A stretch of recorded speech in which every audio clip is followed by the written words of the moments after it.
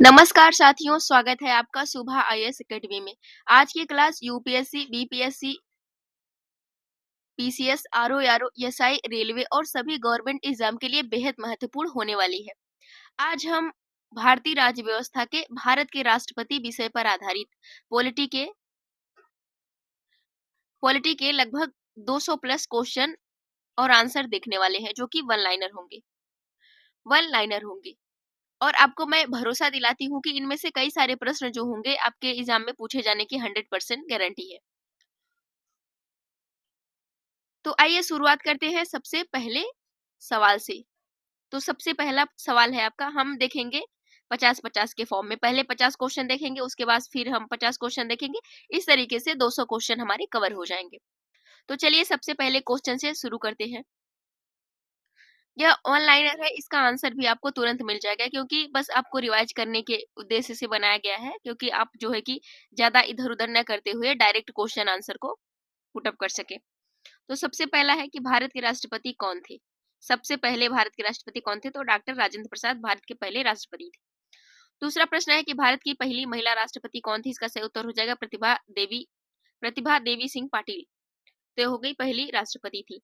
उसके बाद तीसरा है, भारत के वर्तमान राष्ट्रपति कौन है? मतलब भारत की वर्तमान राष्ट्रपति कौन है? तो द्रौपदी मुर्मू। अगला प्रश्न है कि राष्ट्रपति बनने की न्यूनतम आयु कितनी होनी चाहिए? यानी राष्ट्रपति अगर आपको बनना है तो न्यूनतम आयु कितनी होनी चाहिए? 35 वर्ष। आपका सही उत्तर हो जाएगा 35 वर्ष। राष्ट्रपति का कार्यकाल कितने वर्षों का होता है? आपका सही उत्तर हो जाएगा 5 वर्ष। राष्ट्रपति का चुनाव कौन करता है? तो राष्ट्रपति के चुनाव में कौन कौन लोग शामिल होते हैं, इसको देख लीजिए कि निर्वाचित सांसद एवं विधानसभा के निर्वाचित सदस्य, यह जो होते हैं राष्ट्रपति का चुनाव में भाग लेते हैं। अगला प्रश्न है, राष्ट्रपति के चुनाव में कौन सा मतदान पद्धति उपयोग होती है? यानी किस मतदान पद्धति के द्वारा जो है कि राष्ट्रपति का चुनाव किया जाता है? तो एकल संक्रमणी मत पद्धति यानी सिंगल ट्रांसेबल वोट, इसका प्रयोग किया जाता है राष्ट्रपति के चुनाव में। अगला प्रश्न है, राष्ट्रपति पद के लिए कितने प्रस्तावक और कितने अनुमोदक होने चाहिए? तो जब राष्ट्रपति पद के लिए प्रस्तावक और अनुमोदक की संख्या की बात की जाए तो यहाँ पे 50 प्रस्तावक और 50 अनुमोदक होने चाहिए। अगला प्रश्न है कि राष्ट्रपति को महाभियोग के द्वारा हटाने की प्रक्रिया किस अनुच्छेद में है? यानी कि राष्ट्रपति को महाभियोग के द्वारा जब हटाया जाता है तो वह प्रक्रिया किस अनुच्छेद के अंतर्गत आती है? तो हो जाएगा आर्टिकल 61, अनुच्छेद 61। राष्ट्रपति को शपथ कौन दिलाता है? तो जो हमारे राष्ट्रपति होते हैं उनको शपथ कौन दिलाता है? तो आपका हो जाएगा मुख्य न्यायाधीश। राष्ट्रपति को शपथ मुख्य न्यायाधीश दिलाता है। राष्ट्रपति की शपथ किस अनुच्छेद में है? इसका सही उत्तर हो जाएगा अनुच्छेद 60 में।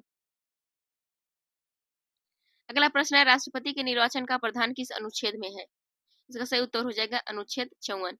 राष्ट्रपति की योग्यता किस अनुच्छेद में वर्णित है? इसका सही उत्तर हो जाएगा 58 में। राष्ट्रपति को हटाने की प्रक्रिया कौन आरंभ करता है? लोकसभा या राज्यसभा, यानी दोनों में से किसी भी जो है कि सदन में राष्ट्रपति को हटाने की प्रक्रिया लाई जा सकती है। अगला प्रश्न है कि महाभियोग प्रस्ताव को पारित करने के लिए कितने बहुमत की आवश्यकता होती है? इसका सही उत्तर हो जाएगा 2/3, यानी 2/3 बहुमत की आवश्यकता होती है महाभियोग प्रस्ताव को पारित करने के लिए। अगला प्रश्न है, राष्ट्रपति को सलाह कौन देता है? इसका सही उत्तर हो जाएगा प्रधानमंत्री और मंत्रिपरिषद दोनों मिलकर राष्ट्रपति को सलाह देते हैं। यानी प्रधानमंत्री मंत्रिपरिषद की सलाह से ही मतलब राष्ट्रपति जो है कि प्रधानमंत्री और मंत्रिपरिषद के सलाह से ही कोई कार्य करता है। अगला प्रश्न है, राष्ट्रपति द्वारा अध्यादेश जारी करने का प्रावधान किस अनुच्छेद में है? यानी राष्ट्रपति के द्वारा जब अध्यादेश जारी करता है तो वह किस आर्टिकल से संबंधित है? आर्टिकल 123। अगला प्रश्न है, राष्ट्रपति द्वारा संसद का सत्र बुलाने का प्रावधान किस अनुच्छेद में है? राष्ट्रपति के द्वारा संसद का सत्र बुलाने का प्रावधान किस अनुच्छेद में? इसका सही उत्तर हो जाएगा 85। राष्ट्रपति किस अनुच्छेद के तहत क्षमादान दे सकते हैं? अनुच्छेद 72। राष्ट्रपति कौन सी 3 प्रकार की क्षमादान शक्तियों का उपयोग कर सकते हैं? माफी, राहत, निलंबन। 3 तरह की शक्तियों का उपयोग कर सकते हैं। माफी भी दे सकते हैं, राहत भी दे सकते हैं और निलंबन भी दे सकते हैं। और राष्ट्रीय आपातकाल किस अनुच्छेद के अंतर्गत घोषित किया जाता है? इसका सही उत्तर हो जाएगा 352। अगला प्रश्न है, राष्ट्रपति शासन किस अनुच्छेद के तहत लागू होता है? इसका सही उत्तर हो जाएगा 356। वित्तीय आपातकाल किस अनुच्छेद में है? इसका सही उत्तर हो जाएगा 360। राष्ट्रपति द्वारा नियुक्त राज्यपाल का प्रावधान किस अनुच्छेद में? इसका सही उत्तर हो जाएगा 155। अगला प्रश्न है, राज्यपाल का कार्यकाल कितने वर्षों का होता है? इसका सही उत्तर हो जाएगा 5 वर्ष। राष्ट्रपति वित्तीय वर्ष की शुरुआत में संसद को क्या संबोधित करते हैं? इसका सही उत्तर हो जाएगा संयुक्त सत्र में अभिभाषण।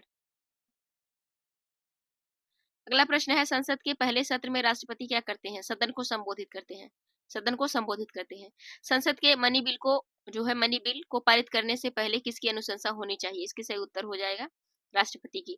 राष्ट्रपति को अध्यादेश कब जारी करने का अधिकार होता है? जब संसद का सत्र न चल रहा हो तब अध्यादेश जारी कर सकता है। अगला प्रश्न है, राष्ट्रपति राष्ट्रपति किसे प्रधानमंत्री नियुक्त कर सकता है?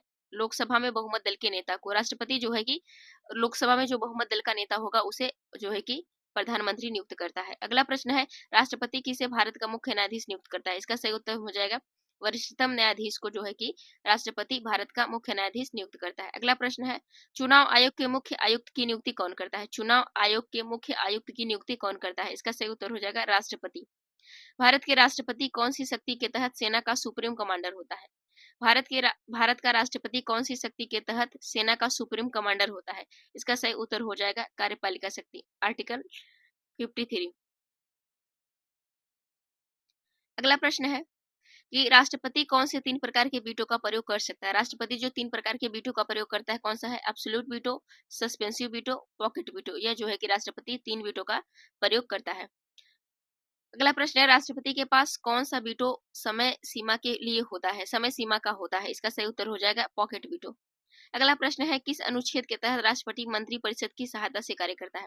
किस अनुच्छेद के तहत जो है कि अ, राष्ट्रपति मंत्री परिषद की सहायता से कार्य करता है? इसका सही उत्तर हो जाएगा 74।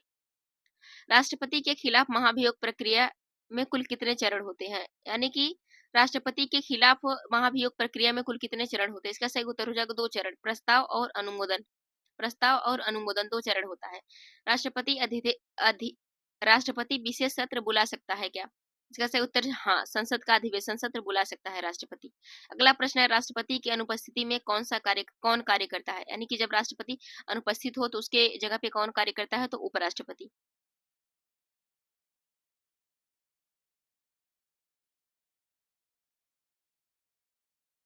अगला प्रश्न है, यदि राष्ट्रपति का पद रिक्त हो जाए तो कितने दिनों के भीतर नया चुनाव होना चाहिए? इसका सही उत्तर हो जाएगा 6 महीनों के भीतर। राष्ट्रपति को संसद द्वारा पारित विधेयक पर हस्ताक्षर करने से पहले उसे पुनर्विचार के लिए लौटा सकते हैं।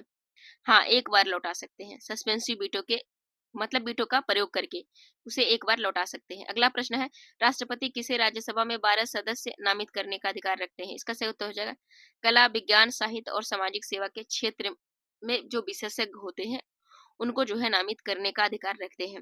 अगला प्रश्न है, क्या राष्ट्रपति आपराधिक मामलों में दया याचिका पर निर्णय ले सकते हैं? इसका सही उत्तर हो जाएगा हाँ, ले सकते हैं। राष्ट्रपति संविधान संशोधन विधेयक पर वीटो का प्रयोग कर सकते हैं? तो इसका सही उत्तर हो जाएगा नहीं, क्योंकि बाध्यकारी हो जाता है। अगला प्रश्न है, राष्ट्रपति संसद के संयुक्त सत्र की अध्यक्षता करते हैं क्या?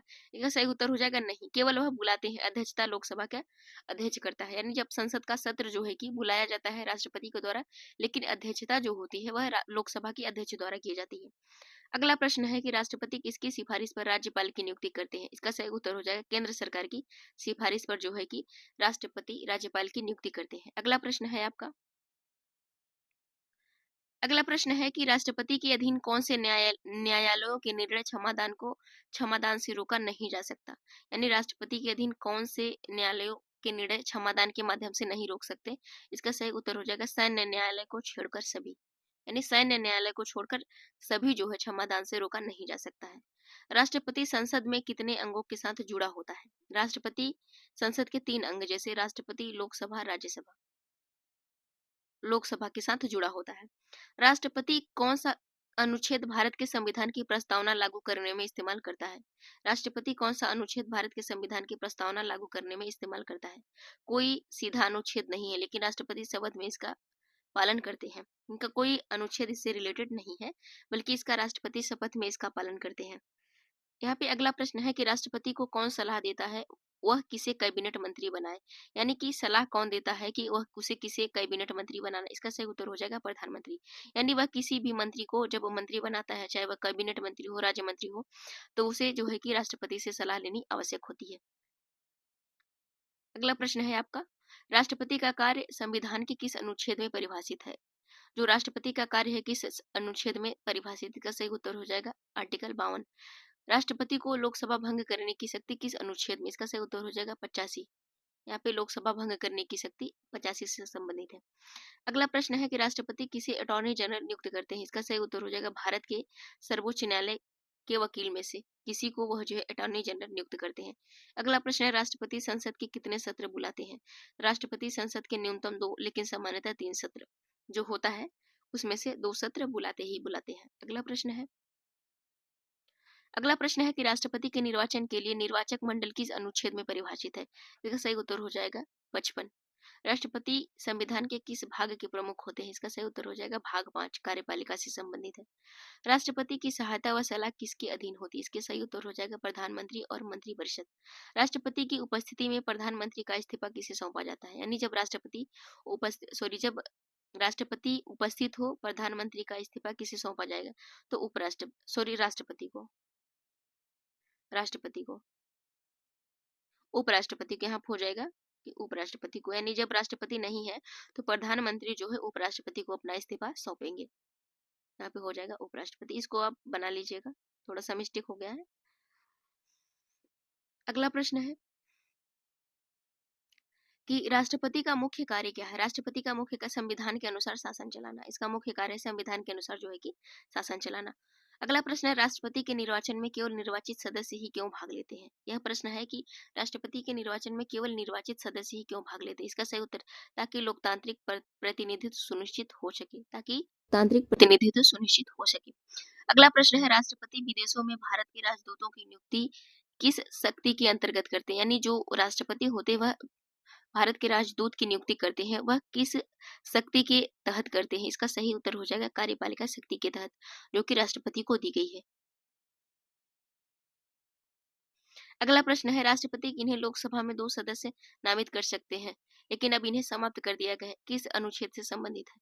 यह जो है कि एंग्लो इंडियन समुदाय आर्टिकल 331, अब इसे हटा दिया गया है। इसे याद रखिएगा आप कि जो लोकसभा में 2 सदस्य को नामित किया जाता था उसको अब हटा दिया गया है।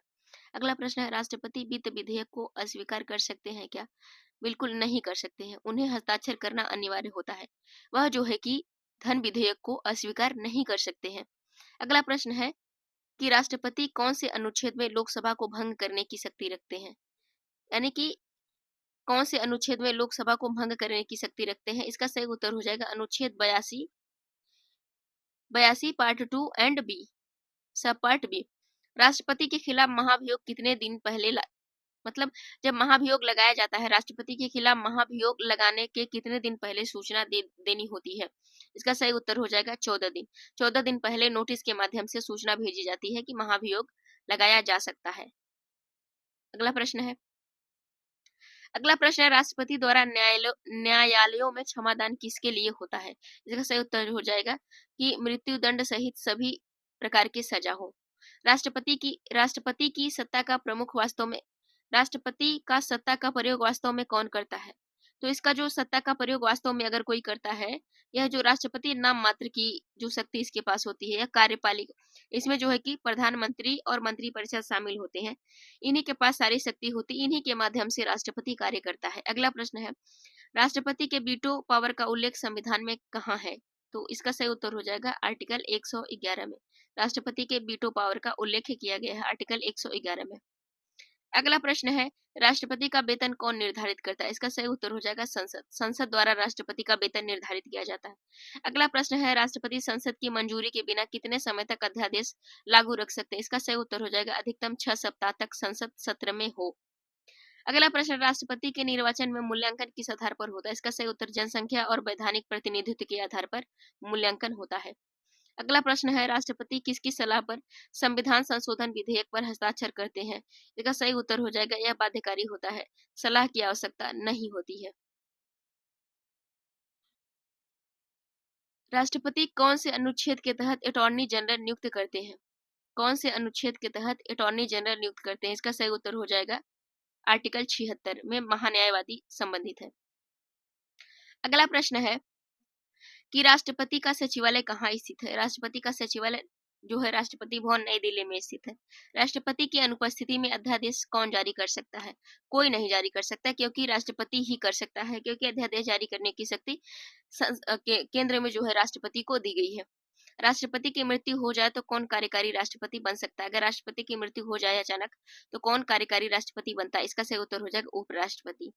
और राष्ट्रपति का निर्वाचन होने तक पद कौन संभालता है? जब तक वो है राष्ट्रपति का निर्वाचन नहीं हुआ तब तक वह पद कौन संभालता है? यानी राष्ट्रपति का पद कभी खाली नहीं होता है। इसका सही उत्तर हो जाएगा उपराष्ट्रपति या मुख्य न्यायाधीश कोई होगा, वह जो है कि राष्ट्रपति का पद संभालेंगे। अगला प्रश्न है आपके सामने, राष्ट्रपति को शारीरिक मानसिक अक्षमता के कारण हटाया जा सकता है क्या? हाँ, महाभियोग प्रक्रिया के तहत जो है कि हटाया जा सकता है। अगला प्रश्न है, राष्ट्रपति के विशेषाधिकार क्या है?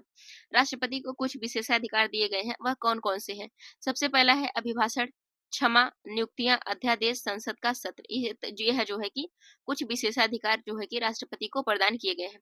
अगला प्रश्न है, राष्ट्रपति के खिलाफ कोर्ट में केस चल रहा है क्या? कार्यकाल के दौरान नहीं, चलाया नहीं जा सकता। कार्यकाल के दौरान नहीं चलाया जा सकता, उसके बाद में चलाया जा सकता है। राष्ट्रपति का वेतन किस मद से दिया जाता है? इसका सही उत्तर हो जाएगा भारत की संचित निधि, कंसोलिडेटेड फंड। इसके माध्यम से राष्ट्रपति का वेतन दिया जाता है, वेतन और भत्ता दिया जाता है यहाँ पे भारत की संचित निधि से। राष्ट्रपति द्वारा कौन सी विधिक औपचारिकताएं की जाती हैं? कौन सी विधि यानी कि लीगली औपचारिकताएं की जाती है? इसका सही उत्तर हो जाएगा विधेयकों पर हस्ताक्षर, अध्यादेश पर हस्ताक्षर इत्यादि। अगला प्रश्न है, राष्ट्रपति किसी व्यक्ति की नागरिकता रद्द कर सकते हैं क्या? नहीं, यह कार्य गृह मंत्रालय का है। किसी की नागरिकता अगर रद्द करनी है, यह काम जो है कि गृह मंत्रालय का होता है। राष्ट्रपति को हटाने में कौन भाग लेते हैं? लोकसभा और राज्यसभा दोनों। राष्ट्रपति को अगर हटाना है तो दोनों भाग लेते हैं। यह प्रक्रिया किसी भी संसद में लाई जा सकती है। इसको महाभियोग के द्वारा हटाया जा सकता है,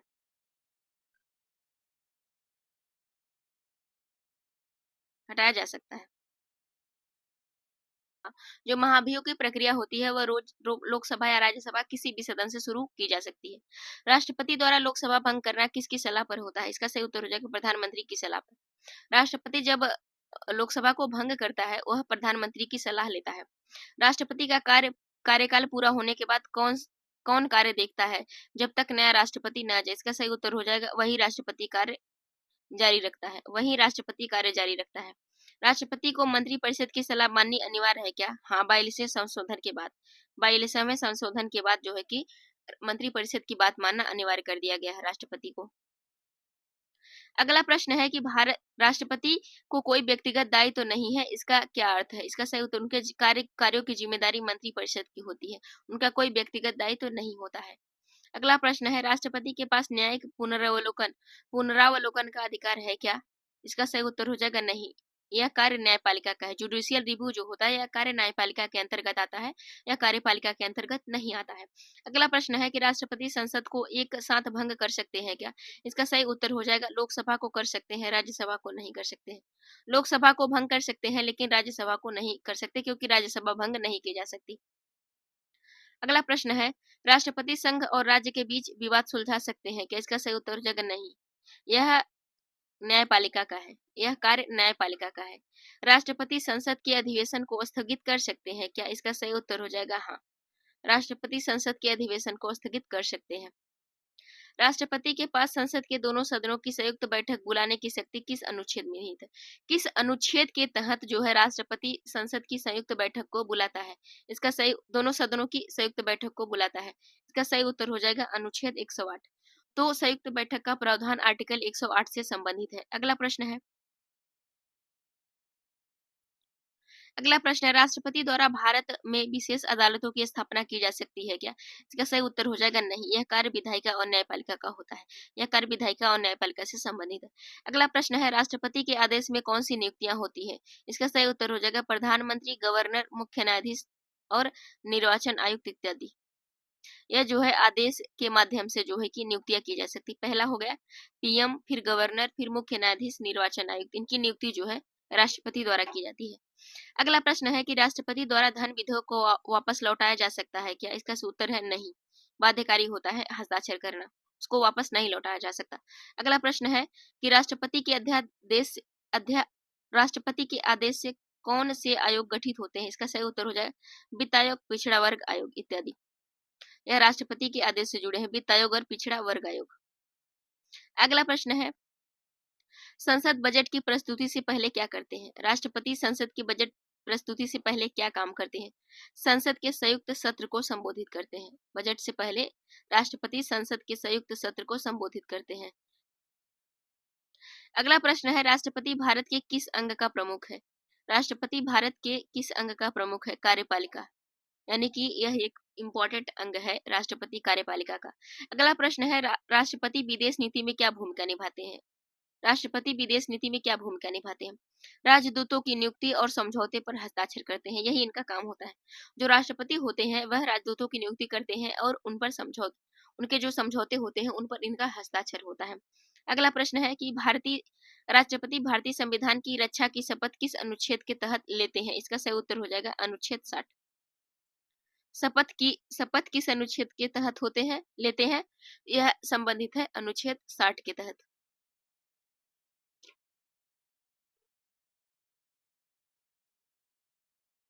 इस अनुच्छेद के अंतर्गत आपात की घोषणा करते हैं? किस अनुच्छेद के तहत आपातकाल की घोषणा की जाती है? इसका सही उत्तर हो जाएगा अनुच्छेद 52। राष्ट्रपति राज्यपाल की नियुक्ति किस आधार पर करते हैं? केंद्र सरकार की सिफारिश पर। जो राष्ट्रपति द्वारा राज्यपाल की नियुक्ति की जाती है वह किसके सिफारिश पर, यानी केंद्र सरकार की सिफारिश पर। अगला प्रश्न है, राष्ट्रपति संसद का अधिवेशन कब तक स्थगित कर सकते हैं? इसका सही उत्तर जब तक उन्हें सलाह दी जाती है तब तक स्थगित कर सकते हैं। अगला प्रश्न है, राष्ट्रपति के अध्यादेश की वैधता कितनी होती है? राष्ट्रपति के अध्यादेश की वैधता कितनी होती है? इसका सही उत्तर हो जाए 6 सप्ताह तक संसद में आने के बाद। 6 सप्ताह तक संसद में आने के बाद। अगला प्रश्न है, राष्ट्रपति द्वारा अध्यादेश केवल किस स्थिति में जारी किया जाता है? जब संसद का सत्र नहीं चल रहा हो तब जारी किया जाता है। अगला प्रश्न, राष्ट्रपति की क्षमादान शक्ति न्यायपालिका के निर्णय को पलट सकती है क्या? इसका सही उत्तर है हाँ। राष्ट्रपति की क्षमादान शक्ति जो है न्यायपालिका के निर्णय को भी पलट सकती है। अगला प्रश्न है, राष्ट्रपति को मंत्रिपरिषद की सलाह कितनी बार वापस भेजने का अधिकार है? एक बार। मंत्रिपरिषद अगर कोई सलाह एक बार वापस भेजती है और उसे राष्ट्रपति एक ही बार रिटर्न कर सकता है, उसके बाद वह बाध्यकारी हो जाता है उसकी सलाह मानने के लिए। अगला प्रश्न है, राष्ट्रपति की नियुक्ति प्रक्रिया में न्यायपालिका का क्या रोल है? कोई प्रत्यक्ष रोल नहीं होता है न्यायपालिका का, अप्रत्यक्ष रूप से होता है। अगला प्रश्न है कि राष्ट्रपति सीएजी की नियुक्ति किस अनुच्छेद के तहत करते हैं? जो कंट्रोलर ऑडिटर जनरल होता है, नियंत्रक महालेखा परीक्षक, इसकी नियुक्ति किस अनुच्छेद के तहत राष्ट्रपति करते हैं? इसका सही उत्तर हो जाएगा 148। और राष्ट्रपति भारत में सबसे उच्च पदाधिकारी किस संवैधानिक संस्था के तहत है? इसका सही उत्तर हो जाएगा कार्यपालिका के तहत सबसे उच्च पदाधिकारी राष्ट्रपति को माना जाता है। अगला प्रश्न है कि राष्ट्रपति का कार्यकाल कब समाप्त होता है? 5 वर्ष पूरे होने पर या नए राष्ट्रपति की नियुक्ति पर कार्यकाल समाप्त हो जाता है। राष्ट्रपति चुनाव की अधिसूचना कौन जारी करता है? इसका सही उत्तर हो जाएगा चुनाव आयोग, इलेक्शन कमीशन। अगला प्रश्न है, राष्ट्रपति आपातकाल में संसद के अधिकारों का विस्तार कर सकते हैं क्या? इसका सही उत्तर हो जाएगा हाँ। अगला प्रश्न है, राष्ट्रपति संसद के विधेयक को अस्वीकार कर सकते हैं क्या? इसका सही उत्तर हो जाएगा हाँ, यदि मनी बिल न हो तो। अस्वीकार कर सकते हैं यदि यह मनी बिल से संबंधित न हो तब। राष्ट्रपति संवैधानिक पीठ के गठन में क्या भूमिका निभाते हैं? संवैधानिक पीठ जो होती है उसमें क्या भूमिका होती है राष्ट्रपति की? इसका सही उत्तर हो जाएगा कोई प्रत्यक्ष भूमिका नहीं होती, अप्रत्यक्ष रूप से होती है। अगला प्रश्न है कि राष्ट्रपति केंद्र शासित प्रदेशों के उपराज्यपाल की नियुक्ति किसके सुझाव पर करते हैं? इसका सही उत्तर हो जाएगा केंद्र सरकार के सुझाव पर। अगला प्रश्न है, राष्ट्रपति अनुच्छेद 280 के तहत किस आयोग की नियुक्ति करते हैं? इसका सही उत्तर हो जाएगा वित्त आयोग। वित्त आयोग की नियुक्ति करते हैं इसका सही उत्तर हो जाएगा अनुच्छेद 280, वित्त आयोग। राष्ट्रपति किस अनुच्छेद के अंदर केंद्र सरकार को संघ सूची से बाहर विषय पर कानून बनाने की अनुमति दे सकते हैं? इसका सही उत्तर हो जाएगा 249। अगला प्रश्न है, राष्ट्रपति किस अनुच्छेद के अंदर राज्यों को निर्देश दे सकते हैं? किस अनुच्छेद के अंतर्गत राष्ट्रपति जो है कि राज्यों को निर्देश दे सकते हैं? इसका सही उत्तर हो जाएगा 256, अनुच्छेद 256। अगला प्रश्न है आपका, राष्ट्रपति कौन सा बजट दस्तावेज पहले संसद में प्रस्तुत करते हैं राष्ट्रपति? इसका सही उत्तर हो जाएगा आर्थिक सर्वेक्षण। आर्थिक सर्वेक्षण जैसा कि आप सब जानते हैं एक दिन पहले आता है।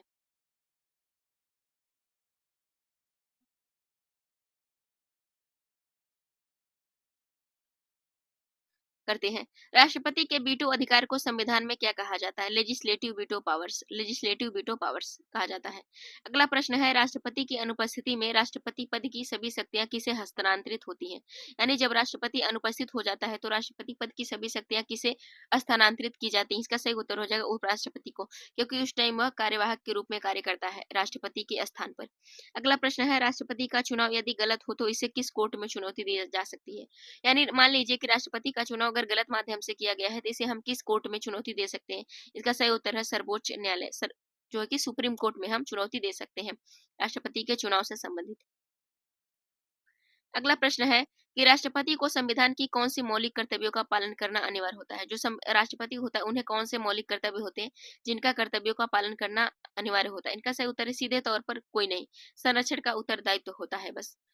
अगला प्रश्न है कि राष्ट्रपति को संसद से कितना बहुमत चाहिए कि किसी संविधान संशोधन को पारित करवाने के लिए, यानी कि जब राष्ट्रपति होता है कितना बहुमत चाहिए होता है कि संविधान में संशोधन किया जा सके? इसका सही उत्तर राष्ट्रपति का इसमें कोई मत नहीं होता है, मतलब राष्ट्रपति से संबंधित कुछ भी जुड़ा नहीं होता है।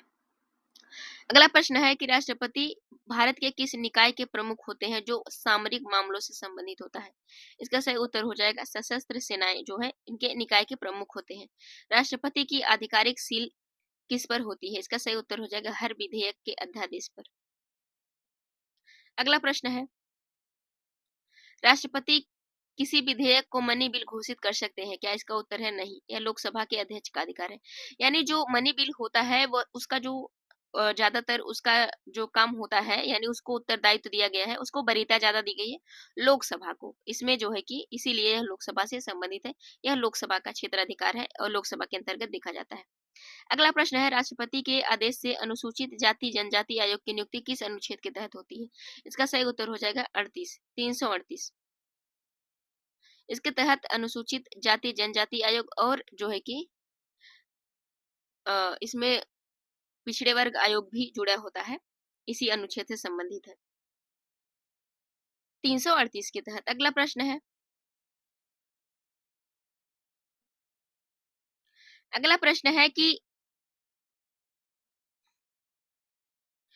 प्रश्न है, राष्ट्रपति बजट पर हस्ताक्षर करने से मना कर सकते हैं क्या? इसका सही उत्तर है नहीं, बजट पर हस्ताक्षर करने से मना नहीं कर सकते। राष्ट्रपति के विशेषाधिकारों में कौन से शामिल नहीं है? राष्ट्रपति को कुछ विशेषाधिकार दिए गए, उनमें कौन शामिल नहीं है? न्यायिक समीक्षा, क्योंकि यह न्यायपालिका के अंतर्गत आती है। राष्ट्रपति के आदेश से केंद्रीय विश्वविद्यालयों की कुलपति की नियुक्ति की जाती है क्या? इसका सही उत्तर है हाँ, राष्ट्रपति के अध्यादेश से जो है सेंट्रल जो विश्वविद्यालय यूनिवर्सिटी होती है उनमें कुलपति की नियुक्ति की जाती है। अगला प्रश्न है कि राष्ट्रपति के नाम पर कार्यपालिका शक्तियां किस अनुच्छेद में दी गई हैं? इसका सही उत्तर हो जाएगा अनुच्छेद 53। यहाँ पे नाम मात्र की कार्यपालिका शक्ति राष्ट्रपति में निहित होती है। अगला प्रश्न है, राष्ट्रपति केंद्र व राज्य के बीच मतभेद सुलझाने के लिए कौन सा अधिकार रखते हैं? यानी अगर कोई केंद्र और राज्य के बीच मतभेद हो गया, राष्ट्रपति किस अनुच्छेद के तहत उसको सुलटा लेते हैं? इसका सही उत्तर हो जाएगा अनुच्छेद 131 में। न्यायालय सुलझाता है, राष्ट्रपति नहीं। यह न्यायालय सुलझाता है, राष्ट्रपति का यहाँ कोई लेना देना नहीं है। अगला प्रश्न है, राष्ट्रपति किस स्थिति में विशेष सत्र बुला सकते हैं?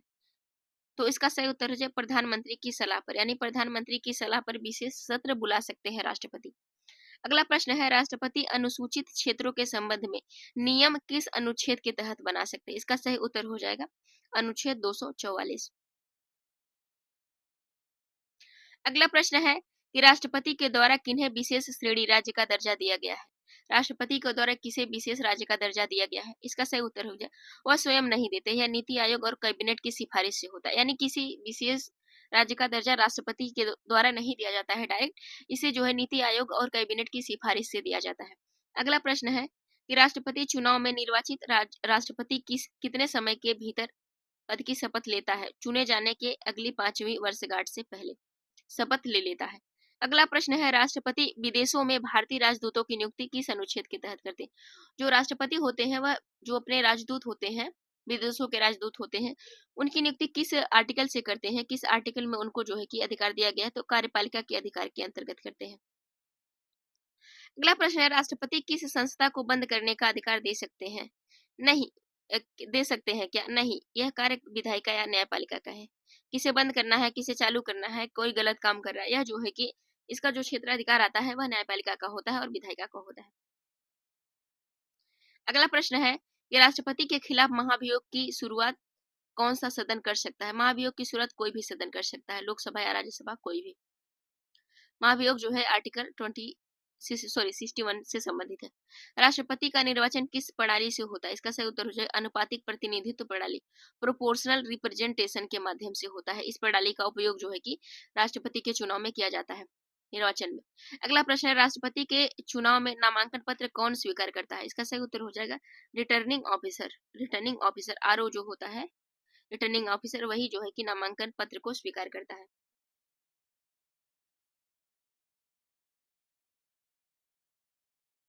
वही जो है नामांकन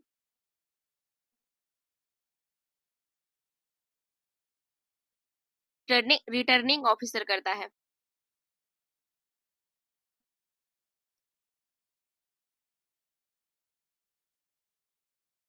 अगला प्रश्न है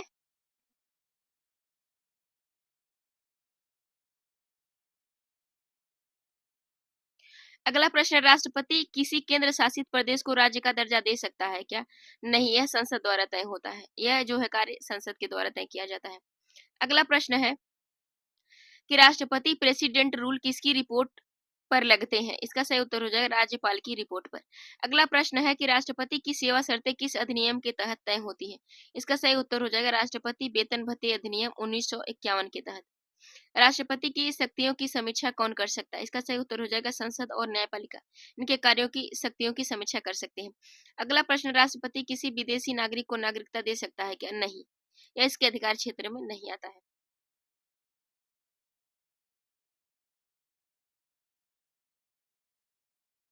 अ, नहीं आता है। अगला प्रश्न राष्ट्रपति अपने पद से इस्तीफा किसे सौंपते हैं? तो इसका सही उत्तर हो जाएगा उपराष्ट्रपति को। अगला प्रश्न है राष्ट्रपति भारत के किस संवैधानिक अंग का अनिवार्य अंग है? इसका सही उत्तर हो जाएगा संसद। राष्ट्रपति किसी राज्य की विधान सभा को भंग कर सकते हैं क्या? इसका सही उत्तर हो जाएगा हाँ, राज्यपाल की रिपोर्ट पर। अनुच्छेद 356 के तहत राष्ट्रपति किसी राज्य की विधानसभा को भंग कर सकते हैं। अगला प्रश्न है राष्ट्रपति किसी राज्य में आपातकाल कब लगा सकते हैं? जब संविधान के अनुसार शासन नहीं चल रहा हो, तब जो है कि आपातकाल लगाया जा सकता है। राष्ट्रपति संसद का विशेष सत्र कब बुला सकते हैं? प्रधानमंत्री की सलाह पर विशेष सत्र बुला सकते हैं। अगला प्रश्न है कि राष्ट्रपति द्वारा जारी अध्यादेश को किस सदन में पहले रखा जाता है? इसका सही उत्तर कोई भी सदन हो, चाहे वह राज्यसभा हो चाहे लोकसभा हो, कहीं भी इसको जो है कि रखा जा सकता है। अगला प्रश्न है कि राष्ट्रपति को सुप्रीम कोर्ट के जजों की नियुक्ति का अधिकार किस अनुच्छेद में है? यानी राष्ट्रपति किस आर्टिकल के माध्यम से जो है कि सुप्रीम कोर्ट के जो जज होते हैं उनकी नियुक्ति करता है? इसका सही उत्तर हो जाएगा आर्टिकल 124। अगला प्रश्न है कि राष्ट्रपति विदेश संधियों पर हस्ताक्षर कब करते हैं? राष्ट्रपति विदेश की जो संधियां होती हैं, संधि समझौते होते हैं, उन पर हस्ताक्षर कब करते हैं? इसका सही उत्तर संसद की अनुमति के बाद। जब संसद उन्हें अनुमति दे देती है तब जाकर वह हस्ताक्षर करते हैं। अगला प्रश्न है राष्ट्रपति किसी जज को हटाने की अनुशंसा कर सकते हैं क्या? इसका सही उत्तर है संसद की प्रक्रिया के बाद। संसद की प्रक्रिया के बाद अनुशंसा कर सकते हैं। अगला प्रश्न है कि राष्ट्रपति किसके माध्यम से चुनाव आयोग के कार्य को देखता है? इसका सही उत्तर संविधान के अनुच्छेद 324 के द्वारा राष्ट्रपति के माध्यम से चुनाव आयोग के कार्य को देखा जाता है। अगला प्रश्न राष्ट्रपति विशेष अदालत की स्थापना कर सकते हैं क्या? नहीं, यह संसद के अधिकार क्षेत्र में आता है। संसद के अधिकार क्षेत्र में आता है, इनके अधिकार क्षेत्र में नहीं आता है।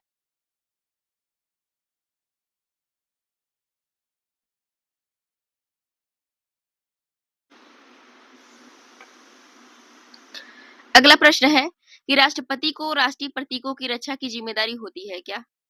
जो राष्ट्रपति होते हैं उनके राष्ट्रीय प्रतीकों की सुरक्षा की जिम्मेदारी भी होती है क्या? इसका सही उत्तर हो जाएगा नैतिक रूप से, लेकिन कानूनी रूप से कोई जिम्मेदारी नहीं होती। नैतिक रूप से उनकी जो है जिम्मेदारी होती है। राष्ट्रपति अंतरिम बजट को पारित कर सकते हैं क्या? संसद द्वारा पारित होने के बाद हस्ताक्षर करते हैं। अगला प्रश्न है राष्ट्रपति किस आधार पर वित्त आयोग नियुक्त कर सकते हैं? इसका सही प्रत्येक 5 वर्ष में या आवश्यकता के अनुसार अनुच्छेद 280 के तहत वित्त आयोग की नियुक्ति कर सकते हैं। राष्ट्रपति भारत के किन पदों पर उम्मीदवारों की अनुशंसा नहीं कर सकते? इसका सही न्यायपालिका के मामलों में स्वतंत्रता बनी रहती है। अगला प्रश्न है कि राष्ट्रपति को हटाने के लिए महाभियोग प्रस्ताव कितनी बहस के बाद पारित होता है? इसका सही उत्तर हो जाएगा कितनी बहुमत के बाद, यानी कि कितने बहुमत से पारित होता है। इसका सही उत्तर हो जाएगा कि 2/3 बहुमत से। राष्ट्रपति किसे संघ का सेवक कहा जाता है? राष्ट्रपति स्वयं को संघ का सेवक कहता है। अगला प्रश्न है राष्ट्रपति देश में किस सर्वोच्च संवैधानिक नैतिकता के प्रतीक है? इसका सही उत्तर हो जाएगा एकता, अखंडता और संविधान की रक्षा। यह जो है कि प्रतीक है।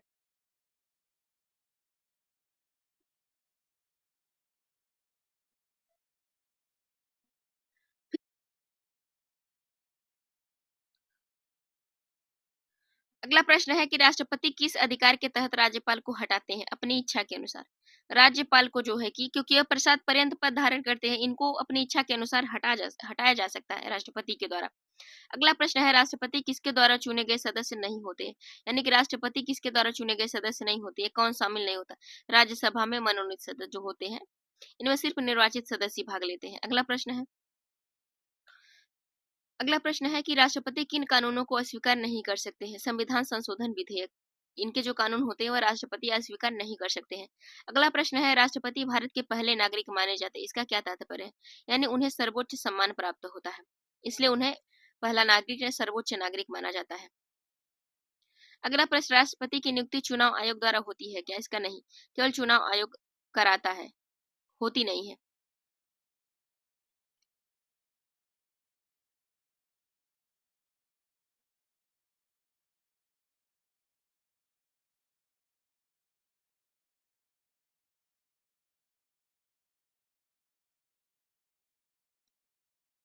अगला प्रश्न है राष्ट्रपति की सेवा शर्तें कौन तय करता है? इसका सही उत्तर हो जाएगा संसद। राष्ट्रपति को मिलने वाला वेतन किस निधि से आता है? तो भारत की संचित निधि से। जो उनको वेतन मिलता है वह भारत की संचित निधि पर भारित होता है। अगला प्रश्न है कि राष्ट्रपति के निर्वाचन में मत मूल्य किस आधार पर तय होते हैं? मतों का जो मूल्य होता है वह किस आधार पर तय होता है? इसका सही उत्तर हो जाएगा जनसंख्या और निर्वाचक संख्या के आधार पर। इसीलिए कहा जाता है कि जो लोग होते हैं सभी के मतों का मूल्य अलग-अलग होता है, क्योंकि वह जनसंख्या का प्रतिनिधित्व करते हैं। जिसकी जितनी जनसंख्या होगी उसके मतों का मूल्य उतना अधिक होगा। इसका सही उत्तर हो जाएगा जनसंख्या और निर्वाचक संख्या के अनुसार। अगला प्रश्न है राष्ट्रपति पद के लिए नामांकन निरस्त करने का अधिकार किसके पास होता है? नामांकन निरस्त करने का अधिकार किसके पास होता है? इसका सही उत्तर हो जाएगा रिटर्निंग ऑफिसर के पास। अगला प्रश्न है कि राष्ट्रपति को भारत के नागरिकों से सीधे निवेदन मिलते हैं क्या? इसका सही उत्तर है हाँ, परंतु निर्णय मंत्रिपरिषद की सलाह पर लेते हैं। निवेदन मिलते हैं लेकिन मंत्रिपरिषद के अनुसार जो है कि सलाह मिलता है, इनको सलाह लेते हैं तभी काम करते हैं। अगला प्रश्न है राष्ट्रपति का चुनाव राष्ट्रीय महत्व का होता है क्यों? क्योंकि वह राष्ट्र का प्रमुख होता है। उनका जो चुनाव होता है राष्ट्रीय महत्व का होता है क्यों? क्योंकि वह जो होते हैं राष्ट्र के प्रमुख होते हैं। अगला प्रश्न है राष्ट्रपति के खिलाफ आरोप लगाने के लिए न्यूनतम समर्थन कितने सदस्यों का होना चाहिए? अगर कोई राष्ट्रपति के खिलाफ जो है आरोप लगाता है तो उसके पास कितने न्यूनतम सदस्यों का समर्थन होना? इसका सही उत्तर हो जाएगा लोकसभा और राज्यसभा के कुल सदस्यों का 1/4%। 1/4% होना चाहिए, तभी जो है कि राष्ट्रपति के खिलाफ आरोप लगाया जा सकता है। अगला प्रश्न है राष्ट्रपति के खिलाफ महाभियोग में कौन मतदान कर सकता है? इसका सही उत्तर हो जाएगा लोकसभा और राज्यसभा के सदस्य। लोकसभा और राज्यसभा के सदस्य। अगला प्रश्न है कि राष्ट्रपति को संविधान में दी गई गरिमा का उल्लंघन करने पर कौन कार्यवाही कर सकता है? इसका सही उत्तर हो जाएगा संसद द्वारा महाभियोग के माध्यम से। राष्ट्रपति को नोटिफिकेशन किसके माध्यम से जारी करना होता है? इसका सही उत्तर है राष्ट्रपति सचिवालय के माध्यम से। अगला प्रश्न है कि राष्ट्रपति द्वारा अध्यादेश में कानून की सम्मान शक्ति होती है क्या? इसका सही उत्तर हो जाएगा हाँ। अगला प्रश्न राष्ट्रपति द्वारा अध्यादेश में कानून की सम्मान शक्ति होती है क्या? इसका उत्तर हो जाएगा हाँ। अगला प्रश्न है कि राष्ट्रपति संविधान का संरक्षक माना जाता है क्यों? जो राष्ट्रपति होता है संविधान का संरक्षक क्यों माना जाता है? क्योंकि शपथ और अधिकारों के कारण ऐसा होता है। यह दिया गया है इनको। राष्ट्रपति भारत के हर क्षेत्र में निष्पक्षता के प्रतीक होते हैं क्या? इसका सही उत्तर हो जाएगा हाँ। अगला प्रश्न राष्ट्रपति के कार्यों की समीक्षा का अधिकार किसके पास होता है? इसका सही उत्तर हो जाएगा संसद और न्यायपालिका के पास, जो कि समीक्षा का अधिकार होता है। समीक्षा ले सकती है संसद और न्यायपालिका। अगला प्रश्न है कि राष्ट्रपति देश के किस क्षेत्र में नीतिगत निर्णय नहीं ले सकते? इसका सही उत्तर हो जाएगा न्यायपालिका। न्यायपालिका के क्षेत्र में नीतिगत निर्णय नहीं ले सकते। अगला प्रश्न है कि राष्ट्रपति भारत के राज्यपालों से कैसे अलग होते हैं? इसका सही उत्तर हो जाएगा कि राष्ट्रीय प्रमुख होते हैं, राज्य का नहीं। यह जो है राष्ट्रीय प्रमुख होते हैं, राज्य के प्रमुख नहीं होते हैं।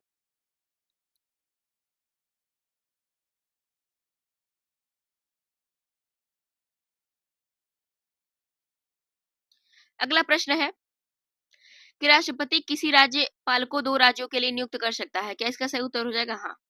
राष्ट्रपति के भाषण को संसद में बिना बहस के स्वीकार किया जा सकता है। क्या इसका सही उत्तर हो जाएगा नहीं, धन्यवाद प्रस्ताव के माध्यम से लाया जा सकता है। अगला प्रश्न, राष्ट्रपति की ओर से अंतर्राष्ट्रीय प्रतिनिधित्व कौन करता है? इसका सही उत्तर हो जाएगा राजदूत। अगला प्रश्न है कि राष्ट्रपति को पद से हटाने की प्रक्रिया कितने समय में पूरी होती है? इसका सही उत्तर हो जाएगा समय सीमा निर्धारित नहीं है, पर प्रक्रिया लिखित होती है। अगला प्रश्न है कि राष्ट्रपति संसद में विधेयक भेजने से पहले किसकी सलाह लेता है? इसका सही उत्तर हो जाएगा मंत्रिपरिषद की सलाह लेना आवश्यक होता है।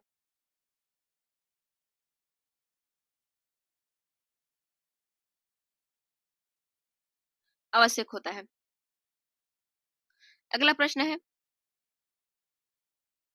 राष्ट्रपति संसद के सत्रों के बीच अध्यादेश जारी कर सकते हैं। क्या इसका सही उत्तर हो जाएगा उद्देश्य क्या है? इसका सही उत्तर कानून बनाने की तत्काल आवश्यकता। अगला प्रश्न है, राष्ट्रपति द्वारा राज्यसभा में 12 सदस्य किस क्षेत्र से चुने जाते हैं? इसका सही उत्तर हो जाएगा कला, साहित्य, विज्ञान और समाज सेवा के आधार पर। अगला प्रश्न है, राष्ट्रपति को संसद की सहमति के बिना क्या नहीं करना चाहिए? जिसमें संसद की सहमति ना हो, अध्यादेशों को बार बार जारी करना, यह नहीं करना चाहिए। अगला प्रश्न है कि राष्ट्रपति किसके प्रति जिम्मेदार होते हैं? इसका सही उत्तर हो जाएगा संविधान के प्रति। राष्ट्रपति संविधान के प्रति जिम्मेदार होते हैं। अगला प्रश्न है, राष्ट्रपति के द्वारा शासकीय आदेश किसके नाम से होता है? शासकीय आदेश जो होता है किसके नाम से होता है? इसका सही उत्तर हो जाएगा भारत के राष्ट्रपति के नाम से शासकीय आदेश होता है। अगला प्रश्न है, राष्ट्रपति के कार्यालय को कौन सी संस्था संचालित कर सकती है या करती है? इसका सही उत्तर हो जाएगा राष्ट्रपति सचिवालय। अगला प्रश्न है कि राष्ट्रपति भारत में किस संवैधानिक मूल्यों के रक्षक होते हैं? इसका सही उत्तर हो जाएगा लोकतंत्र, धर्मनिरपेक्षता और न्याय के। तो इस तरीके से दोस्तों हमारा जो है कि 200 प्लस क्वेश्चन जो है कि कंप्लीट होता है। अब हम आपको मिलेंगे अगले पार्ट में। दोस्तों अगर आपको हमारा सेशन पसंद आया तो आप हमारे चैनल को सब्सक्राइब कर दीजिए, अपने दोस्तों को शेयर भी कर दीजिए। अगर आपको कहीं किसी क्वेश्चन में डाउट हो तो कमेंट बॉक्स में जरूर पूछें, और अगर आपको पीडीएफ चाहिए तो इसके लिए आप टेलीग्राम चैनल जरूर ज्वाइन करें, वहां आपको इसकी पीडीएफ मिल जाएगी। तो मिलेंगे आपको अगले पार्ट में। Thank you so much. अपना ध्यान रखिए और अपनी पढ़ाई कंटिन्यू कीजिए। हेलो दोस्तों, स्वागत है आप सबका हमारे इस विशेष क्लास में। तो दोस्तों आज हम सब जो है कि देखने वाले हैं एक बहुत ही इम्पोर्टेंट टॉपिक जो कि रिलेटेड है उपराष्ट्रपति से। तो दोस्तों आज हम सब देखेंगे उपराष्ट्रपति से रिलेटेड 120 प्लस क्वेश्चन,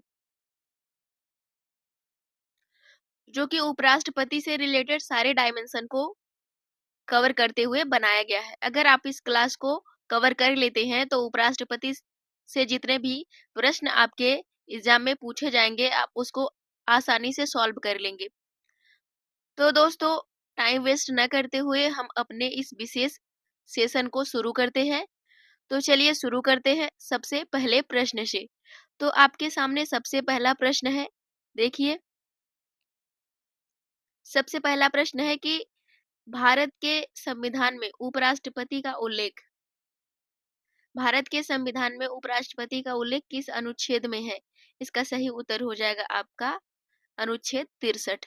अगला प्रश्न है, उपराष्ट्रपति का चुनाव संविधान के किस अनुच्छेद में वर्णित है? इसका सही उत्तर हो जाएगा अनुच्छेद 66। अगला प्रश्न है कि उपराष्ट्रपति का कार्यकाल कितने वर्षों का होता है? इसका सही उत्तर हो जाएगा 5 वर्ष। अगला प्रश्न है, उपराष्ट्रपति किस सदन का सभापति होता है? इसका सही उत्तर हो जाएगा राज्यसभा का सभापति होता है।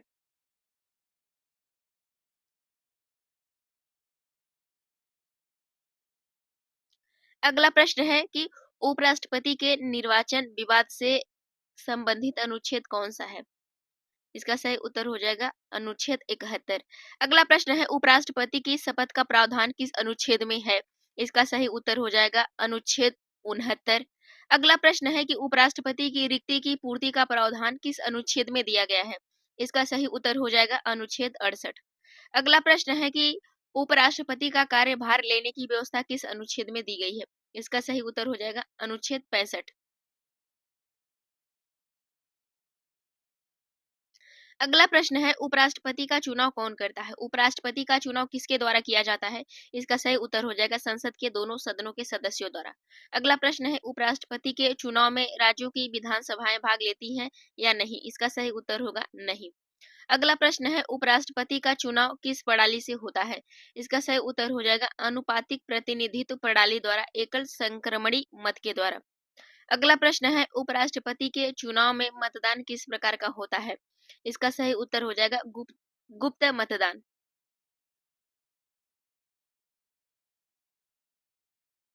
अगला प्रश्न है उपराष्ट्रपति बनने के लिए न्यूनतम आयु कितनी होनी चाहिए? इसका सही उत्तर है 35 वर्ष।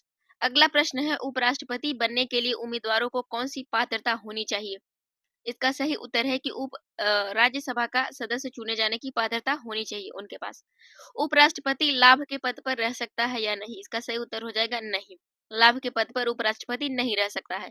अगला प्रश्न है उपराष्ट्रपति बनने के लिए मतदाता सूची में नाम होना जरूरी है या नहीं? इसका सही उत्तर हो जाएगा हाँ। मतदाता सूची में नाम होना बहुत ही जरूरी होता है। अगला प्रश्न है कि उपराष्ट्रपति को किसे इस्तीफा देना होता है? अगर उपराष्ट्रपति इस्तीफा देना चाहे तो किसे देता है? इसका सही उत्तर हो जाएगा राष्ट्रपति को। अगला प्रश्न है उपराष्ट्रपति कार्यकाल पूरा होने के बाद कब तक पद पर रह सकता है? तो जो उपराष्ट्रपति होता है तब तक पद पर बना रहता है जब तक नए उपराष्ट्रपति शपथ ग्रहण तक नहीं ग्रहण कर लेते शपथ। अगला प्रश्न है कि उपराष्ट्रपति कार्यकाल में कितनी बार चुना जा सकता है? एक बार में कितनी मतलब उपराष्ट्रपति कार्यकाल में कितनी बार पुनः चुना जा सकता है? कोई सीमा नहीं है। अगला प्रश्न है उपराष्ट्रपति को कैसे हटाया जाता है? अगर उपराष्ट्रपति को हटाया है तो कैसे हटाया जाएगा? यहाँ पे राज्यसभा के विशेष प्रस्ताव और लोकसभा की सहमति से। अगला प्रश्न है कि उपराष्ट्रपति को हटाने के लिए कितने दिन पहले नोटिस देना होता है? इसका सही उत्तर हो जाएगा कम से कम 14 दिन। अगला प्रश्न है उपराष्ट्रपति के पद रिक्त होने के कितने समय के भीतर चुनाव होना चाहिए? इसका सही उत्तर हो जाएगा 6 महीने। उपराष्ट्रपति के पद रिक्त होने के कारण कौन कार्यभार संभालता है? इसका सही उत्तर हो जाएगा राज्यसभा के उपसभापति। अगला प्रश्न है उपराष्ट्रपति राज्यसभा में मतदान कब करता है? इसका सही उत्तर हो जाएगा बराबरी की स्थिति में मतदान करता है। अगला प्रश्न है उपराष्ट्रपति राष्ट्रपति के अनुपस्थिति रहने पर किस रूप में कार्य करता है? इसका सही उत्तर हो जाएगा कार्यवाहक राष्ट्रपति के रूप में। अगला प्रश्न है कि उपराष्ट्रपति की अनुपस्थिति में राज्यसभा की अध्यक्षता कौन करता है? अगर उपराष्ट्रपति अनुपस्थित है किसी कारणवश तो उसकी अध्यक्षता जो है कि उपसभापति करता है। अगला प्रश्न है उपराष्ट्रपति के रूप में कौन सा कार्य सबसे महत्वपूर्ण माना जाता है? अगर मान लीजिए उपराष्ट्रपति हैं तो उनके लिए सबसे इम्पोर्टेंट कार्य कौन सा होता है? इसका सही उत्तर हो जाएगा कि राज्यसभा का सभापति होना। उपराष्ट्रपति के पास कोई कार्यकारी शक्तियां होती हैं या नहीं? इसका सही उत्तर है कि उनके पास कोई कार्यकारी शक्तियां नहीं होती है उपराष्ट्रपति के पास। अगला प्रश्न है कि राष्ट्रपति का वेतन किस रूप में मिलता है? इसका सही उत्तर है राज्यसभा के सभापति के रूप में। यानी उपराष्ट्रपति को उपराष्ट्रपति के रूप में उसको वेतन नहीं मिलता है, उनको वेतन मिलता है कि राज्यसभा के सभापति के रूप में। अगला प्रश्न है उपराष्ट्रपति का मासिक वेतन कितना होता है? लगभग 4 लाख रुपए। अगला प्रश्न है उपराष्ट्रपति को कौन-कौन सी सुविधाएं दी जाती हैं? उपराष्ट्रपति को कौन-कौन सी सुविधाएं दी जाती हैं? जैसा कि आप सब जानते हैं आवास दिया जाता है, भत्ता दिया जाता है, यात्रा सुविधा दी जाती है, चिकित्सा सुविधा दी जाती है। इतनी सेवाएं जो है कि दी जाती हैं। अगला प्रश्न है कि भारत के पहले उपराष्ट्रपति कौन थे? तो डॉक्टर सर्वपल्ली राधाकृष्णन सबसे पहले उपराष्ट्रपति बने थे। अगला प्रश्न है कि अब तक सबसे लंबे समय तक उपराष्ट्रपति कौन रहे हैं? इसका सही उत्तर हो जाएगा डॉक्टर सर्वपल्ली राधाकृष्णन। अगला प्रश्न है अब तक कितने उपराष्ट्रपति राष्ट्रपति बने हैं? इसका सही उत्तर हो जाएगा 7। तो ये कितने जो है कि उपराष्ट्रपति राष्ट्रपति बने हैं? 7 बने हैं। इनका सबका जो है कि सीक्वेंस से आप लोग कमेंट बॉक्स में नाम बताइएगा। जरूर बताने की कोशिश कीजिए कितने उपराष्ट्रपति राष्ट्रपति बने हैं।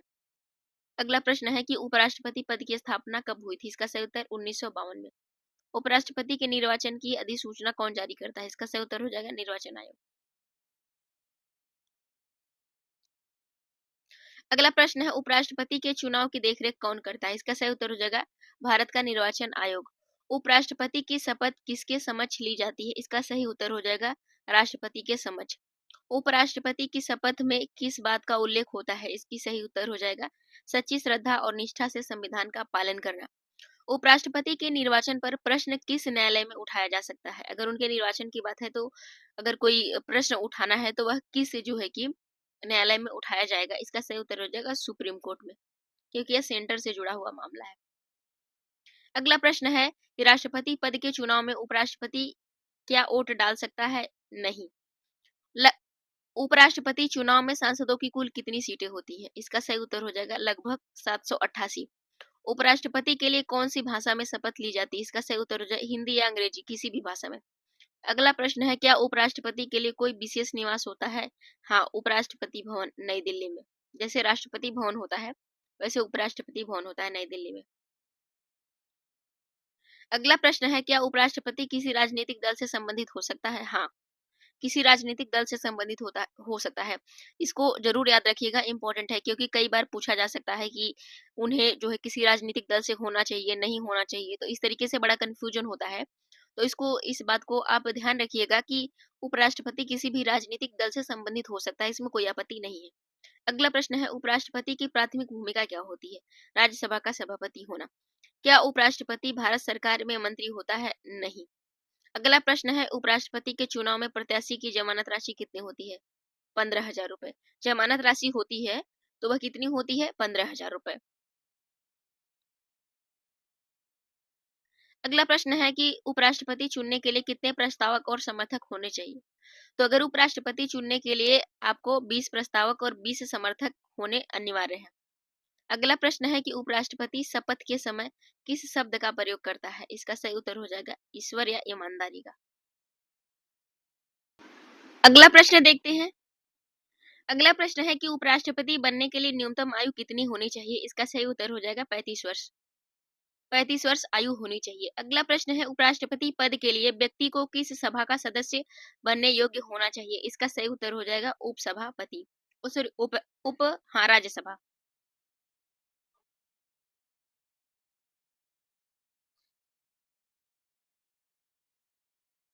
उपराष्ट्रपति के चुनाव में किसे मतदान का अधिकार होता है? इसका सही उत्तर है संसद के दोनों सदनों के निर्वाचित और मनोनीत सदस्य। नामांकित सदस्यों को शामिल नहीं किया जाता है। अगला प्रश्न है उपराष्ट्रपति के चुनाव में राज्यों की विधान सभाओं की भूमिका होती है या नहीं? इसका सही उत्तर हो जाएगा नहीं।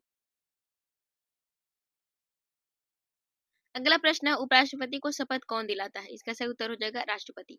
अगला प्रश्न है उपराष्ट्रपति का कार्यकाल कितने वर्षों का होता है? इसका सही उत्तर हो जाएगा 5 वर्ष। ध्यान रखिएगा कि उपराष्ट्रपति का कार्यकाल 5 वर्ष का होता है। इसका सही उत्तर है उपराष्ट्रपति अपना इस्तीफा किसे सौंपते हैं? इनका सही उत्तर हो जाएगा राष्ट्रपति को। अगला प्रश्न है कि उपराष्ट्रपति का पद रिक्त होने पर कितने महीनों में चुनाव कराना आवश्यक है? इसका सही उत्तर हो जाएगा 6 महीनों में। अगला प्रश्न है क्या उपराष्ट्रपति के विरुद्ध महाभियोग की प्रक्रिया लागू होती है? इसका सही उत्तर हो जाएगा नहीं। उपराष्ट्रपति को हटाने का प्रस्ताव किस सभा में पेश किया जाता है? इसका सही उत्तर हो जाएगा राज्यसभा। अगला प्रश्न है कि उपराष्ट्रपति को हटाने के प्रस्ताव को राज्यसभा में कितने बहुमत से पारित किया जाता है? इसका सही उत्तर हो जाएगा कुल सदस्यों के बहुमत या उपस्थित एवं मतदान करने वाले सदस्यों के 2/3 बहुमत से। अगला प्रश्न है उपराष्ट्रपति को हटाने के प्रस्ताव पर लोकसभा की क्या भूमिका होती है? इसका सही उत्तर हो जाएगा सहमति आवश्यक नहीं होती है। अगला प्रश्न है उपराष्ट्रपति के लिए नामांकन पत्र पर कितने प्रस्तावक और अनुमोदक होने चाहिए? इसका सही 20 प्रस्तावक, 20 अनुमोदक। अगला प्रश्न है उपराष्ट्रपति बनने के लिए व्यक्ति को भारत का कौन सा नागरिक होना चाहिए? भारतीय नागरिक होना आवश्यक होता है। अगला प्रश्न है उपराष्ट्रपति के पद हेतु कितनी नामांकन फीस जमा करनी होती है? इसका सही उत्तर हो जाएगा 15,000। उपराष्ट्रपति पद पर रहते हुए किसी लाभ के पद पर आसीन रह सकते हैं या नहीं? इसका सही उत्तर हो जाएगा नहीं। अगला प्रश्न है उपराष्ट्रपति किस सदन का अध्यक्ष होता है? इसका सही उत्तर हो जाएगा राज्यसभा। अगला प्रश्न है उपराष्ट्रपति का कार्यभार कौन संभालता है और वह राष्ट्रपति का कार्यभार संभाल रहा होता है? राज्यसभा का उपाध्यक्ष या नियुक्त सदस्य। कहने का मतलब यहाँ है कि जब उपराष्ट्रपति जो होता है वह राष्ट्रपति के रूप में जब कार्य करता है या फिर प्रेसिडेंट के तौर पे जब कार्य करता है, यहाँ पे कहने का मतलब है तब उपराष्ट्रपति का कार्य कौन संभालता है। यहाँ पे देखिए कहने का मतलब यही था। यहाँ पे जो राज्यसभा के उपाध्यक्ष होते हैं वह कार्यभार संभालते हैं, वह व्यक्ति जिनको नियुक्त किया जाता है। अगला प्रश्न है कि किस अनुच्छेद में उपराष्ट्रपति के निर्वाचन का उल्लेख है। अनुच्छेद 66। अगला प्रश्न, किस अनुच्छेद में उपराष्ट्रपति के पद की योग्यता का उल्लेख है। अनुच्छेद 66 के 3 में। अगला प्रश्न है उपराष्ट्रपति के निर्वाचन की प्रक्रिया किस प्रकार की होती है। इसका सही उत्तर हो जाएगा अनुपातिक प्रतिनिधित्व प्रणाली द्वारा और और संक्रमणी मत द्वारा। हाँ, एकल संक्रमणी मत प्रणाली द्वारा। अगला प्रश्न है उपराष्ट्रपति को किसे प्रतिस्थापित करते हैं जब राष्ट्रपति अनुपस्थित होता है। तो राष्ट्रपति को। अगला प्रश्न है उपराष्ट्रपति के निर्वाचन विवाद का निपटारा कौन करता है। कौन करता है, इसका सही उत्तर हो जाएगा सर्वोच्च न्यायालय। यदि उपराष्ट्रपति पद रिक्त हो जाए तो कौन कार्यवाहक अध्यक्ष बनता है। इसका सही उत्तर हो जाएगा राज्यसभा का उपाध्यक्ष।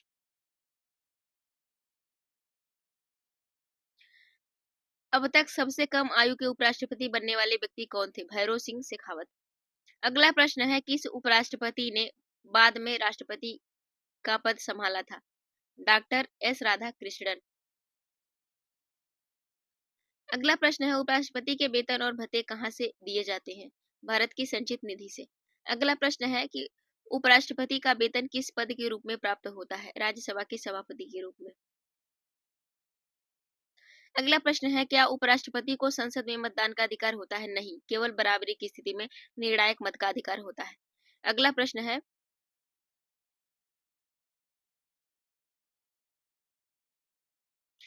प्रश्न है क्या उपराष्ट्रपति भारत के सशस्त्र बलों के सर्वोच्च कमांडर होते हैं। नहीं, वह सिर्फ राष्ट्रपति होते हैं। अगला प्रश्न है क्या उपराष्ट्रपति का कार्यभार कितनी अवधि तक चल सकता है। यदि राष्ट्रपति का पद रिक्त है तो अधिकतम 6 महीने, इससे ज्यादा नहीं। अगला प्रश्न है उपराष्ट्रपति बनने के लिए कौन से अनुच्छेद में अर्हता वर्णित है। इसका सही उत्तर हो जाएगा 66 के सब पॉइंट 3 में। अगला प्रश्न है कि उपराष्ट्रपति को कौन हटा सकता है। इसका सही उत्तर हो जाएगा संसद द्वारा हटाया जा सकता है। उपराष्ट्रपति चुनाव हेतु मतदान किस पद्धति से होता है। गोपनीय मतदान के माध्यम से उपराष्ट्रपति का चुनाव किया जाता है। अगला प्रश्न है क्या उपराष्ट्रपति के पद की योग्यता में लाभ के पद पर न होना आवश्यक है। हाँ।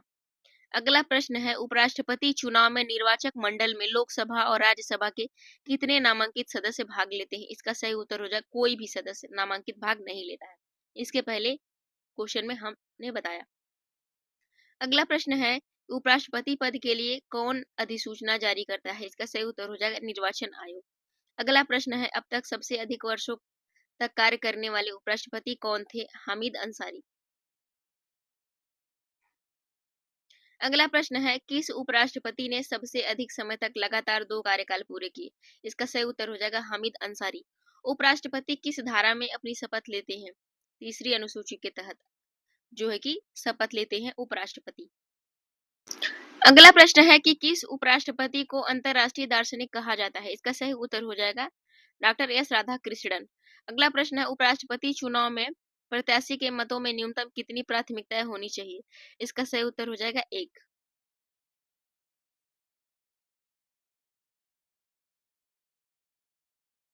अगला प्रश्न है क्या उपराष्ट्रपति के चुनाव पर संसद में चर्चा की जा सकती है। नहीं।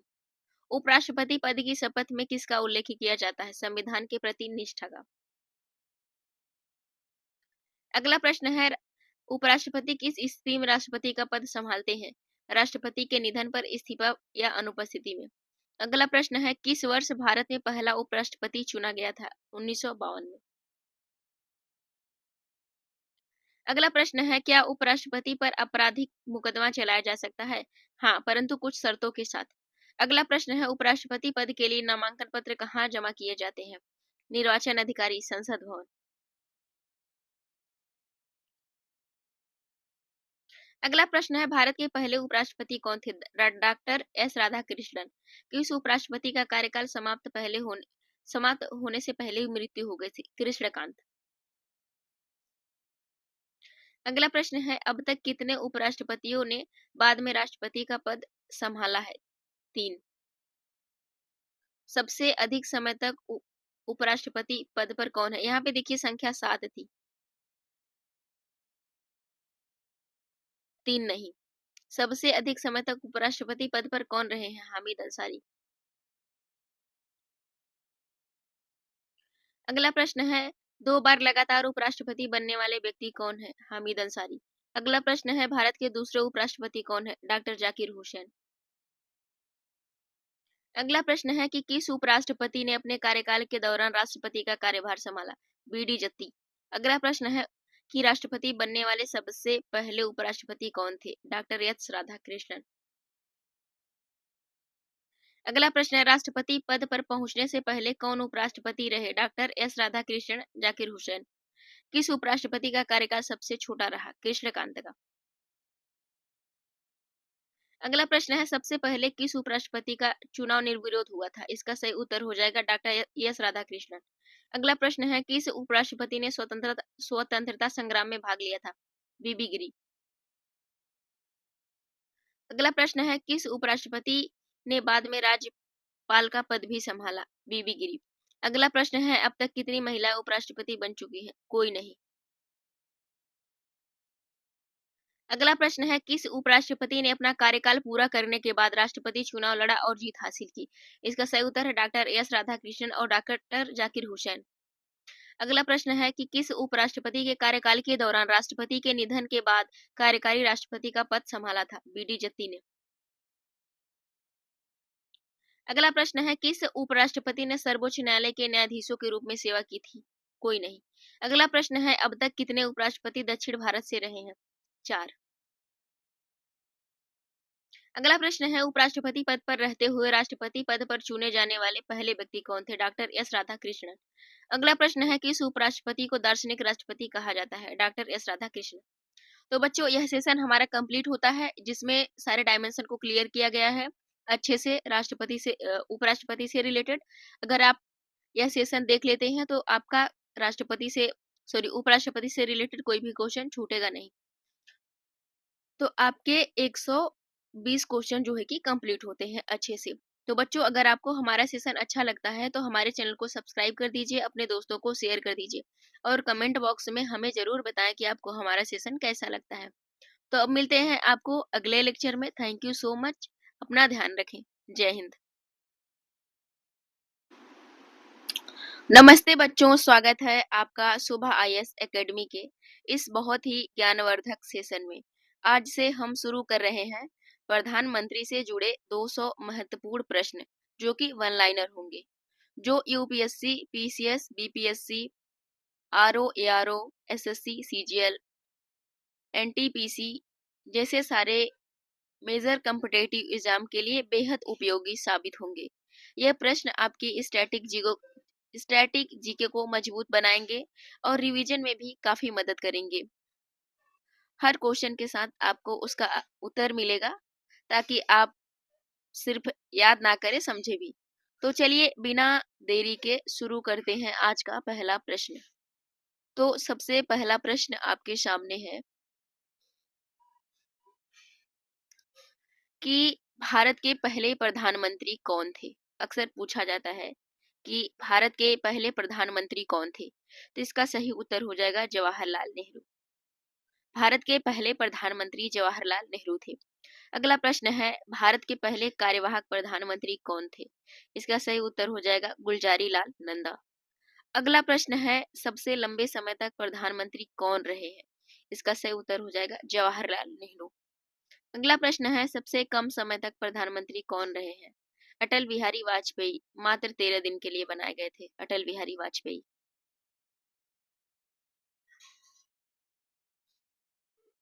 सबसे युवा प्रधानमंत्री कौन बने? इसका सही उत्तर हो जाएगा राजीव गांधी। अगला प्रश्न है, सबसे उम्रदराज प्रधानमंत्री कौन बने? इसका सही उत्तर हो जाएगा मोरारजी देसाई। अगला प्रश्न है, भारत की पहली महिला प्रधानमंत्री कौन थी? भारत की पहली जो महिला थी प्रधानमंत्री, उनका क्या नाम था? इसका सही उत्तर हो जाएगा इंदिरा गांधी। अगला प्रश्न है, प्रधानमंत्री की नियुक्ति कौन करता है? प्रधानमंत्री की नियुक्ति किसके द्वारा की जाती है? इसका सही उत्तर हो जाएगा राष्ट्रपति के द्वारा।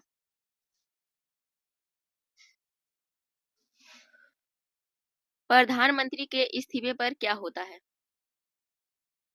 प्रधानमंत्री के इस्तीफे पर क्या होता है? इसका सही उत्तर हो जाएगा पूरी मंत्रिपरिषद भंग हो जाती है। अगर प्रधानमंत्री ने इस्तीफा दे दिया तो पूरी मंत्रिपरिषद भंग हो जाती है। अगला प्रश्न है, प्रधानमंत्री को शपथ कौन दिलाता है? तो प्रधानमंत्री को शपथ दिलाते हैं भारत के राष्ट्रपति। अगला प्रश्न है कि संविधान में प्रधानमंत्री का उल्लेख किस अनुच्छेद में है? संविधान का उल्लेख जो है कि प्रधानमंत्री से रिलेटेड रिलेटेड किस आर्टिकल में किया गया है? तो आपका सही उत्तर हो जाएगा आर्टिकल 75। अगला प्रश्न है, प्रधानमंत्री का कार्यकाल कितना होता है? बात अगर प्रधानमंत्री के कार्यकाल की जाए तो प्रधानमंत्री का कार्यकाल जो लोकसभा में बहुमत पर निर्भर करता है। कोई निश्चित अवधि नहीं होती है। इंपॉर्टेंट है, वेरी इंपॉर्टेंट है। कई बार आपको कंफ्यूजन हो जाएगा, तो आप इसको जो है कि स्टार लगा लीजिए कि प्रधानमंत्री का कोई निश्चित कार्यकाल नहीं होता है, बल्कि यह लोकसभा पर निर्भर करता है।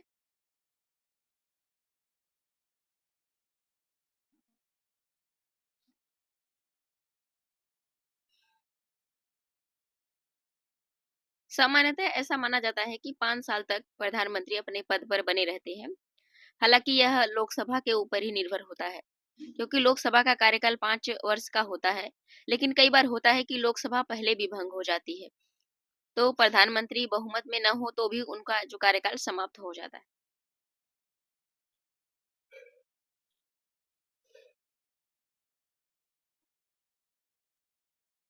अगला प्रश्न देखते हैं, आपके सामने है, मंत्री परिषद का सामूहिक उत्तरदायित्व। मंत्री परिषद का सामूहिक उत्तरदायित्व किसके प्रति होता है?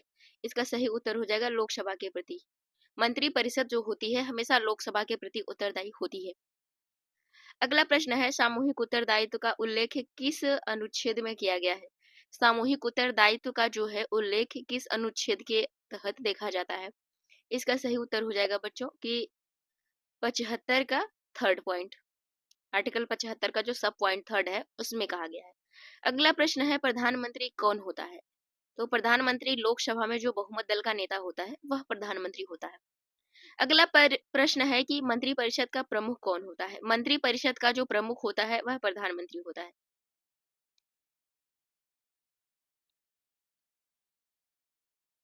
अगला प्रश्न है कि सबसे पहले इस्तीफा देने वाले प्रधानमंत्री कौन थे? वह कौन से प्रधानमंत्री थे जिन्होंने सबसे पहले इस्तीफा दिया था? इसका सही उत्तर हो जाएगा मोरारजी देसाई। अगला प्रश्न है, किस प्रधानमंत्री ने आपातकाल लगाया था? इसका सही उत्तर हो जाएगा इंदिरा गांधी। इंदिरा गांधी जी के द्वारा आपातकाल लगाया गया था। अगला प्रश्न है, किस प्रधानमंत्री के समय पंचवर्षीय योजना बंद कर दी गई थी? वह कौन से प्रधानमंत्री थे जिनके समय में जो है कि पंचवर्षीय योजना बंद कर दी गई थी? इसका सही उत्तर है नरेंद्र मोदी। 12वीं पंचवर्षीय योजना के बाद यह समाप्त कर दिया गया था।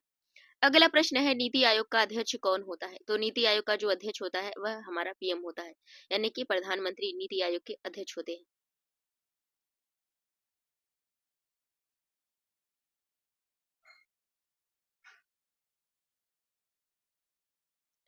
अगला प्रश्न देखिए, आर्थिक उदारीकरण किस प्रधानमंत्री के समय शुरू हुआ? जैसा कि आप सब जानते हैं कि जब वैश्वीकरण आया था, उदारीकरण आया था, तो उस समय प्रधानमंत्री थे पीवी नरसिम्हा राव। अगला प्रश्न है, मंत्रियों की नियुक्ति और बर्खास्तगी, जो मंत्रियों की नियुक्ति और बर्खास्तगी में सलाह कौन देता है? इसका सही उत्तर हो जाएगा प्रधानमंत्री। अगला प्रश्न है कि किस प्रधानमंत्री के पद पर रहते हुए हत्या हो गई थी? कौन से पीएम थे या पीएम थी जिनकी पद पर रहते हुए हत्या कर दी गई थी? इसका सही उत्तर हो जाएगा इंदिरा गांधी। अगला प्रश्न है, प्रधानमंत्री कार्यालय का संक्षेप में नाम क्या है? पीएमओ।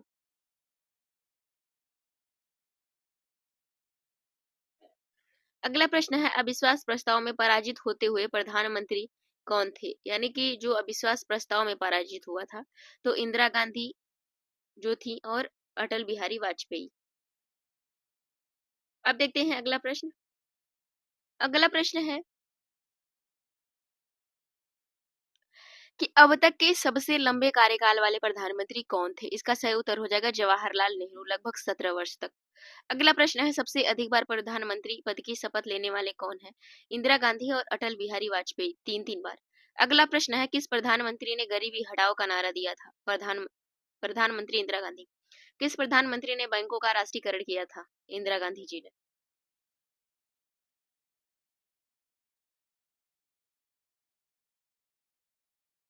अगला प्रश्न है किस प्रधानमंत्री के समय भारत ने पहला परमाणु परीक्षण किया था? इंदिरा गांधी 1974।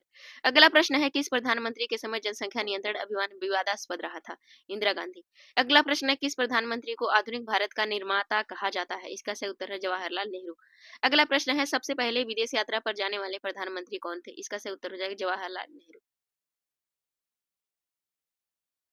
अगला प्रश्न है किस प्रधानमंत्री के समय पंचशील समझौता हुआ था? Very important. पंचशील समझौता हुआ था जवाहरलाल नेहरू। किस प्रधानमंत्री ने लाहौर बस यात्रा शुरू की थी? अटल बिहारी वाजपेयी। अगला प्रश्न है सबसे पहले गठबंधन सरकार वाले प्रधानमंत्री कौन बने थे? मोरारजी देसाई। अगला प्रश्न है किस प्रधानमंत्री के समय मनरेगा योजना शुरू की गई थी? तो मनरेगा योजना कब शुरू की गई थी? यह कमेंट बॉक्स में जरूर बताइएगा। मनमोहन सिंह के सरकार में।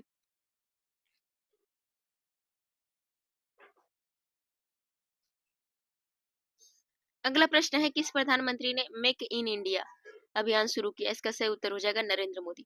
अगला है कि किस प्रधानमंत्री के समय सर्जिकल स्ट्राइक किया गया था? जैसा कि आप सब जानते हैं, नरेंद्र मोदी। अगला प्रश्न है किस प्रधानमंत्री ने डिजिटल इंडिया अभियान शुरू किया?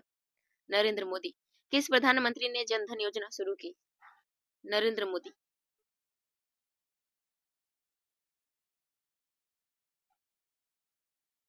अगला प्रश्न है किस प्रधानमंत्री ने एलपीजी नीति लागू की? पीबी नरसिम्हा राव। अगला प्रश्न है किस प्रधानमंत्री ने फार्मर प्राइम मिनिस्टर का किसे फार्मर प्राइम मिनिस्टर कहा जाता है? चौधरी चरण सिंह। अगला प्रश्न है कौन प्रधानमंत्री स्वतंत्रता संग्राम में सक्रिय हुए थे? जवाहरलाल नेहरू, लाल बहादुर शास्त्री इत्यादि। किस प्रधानमंत्री ने जय जवान जय किसान का नारा दिया था? लाल बहादुर शास्त्री ने।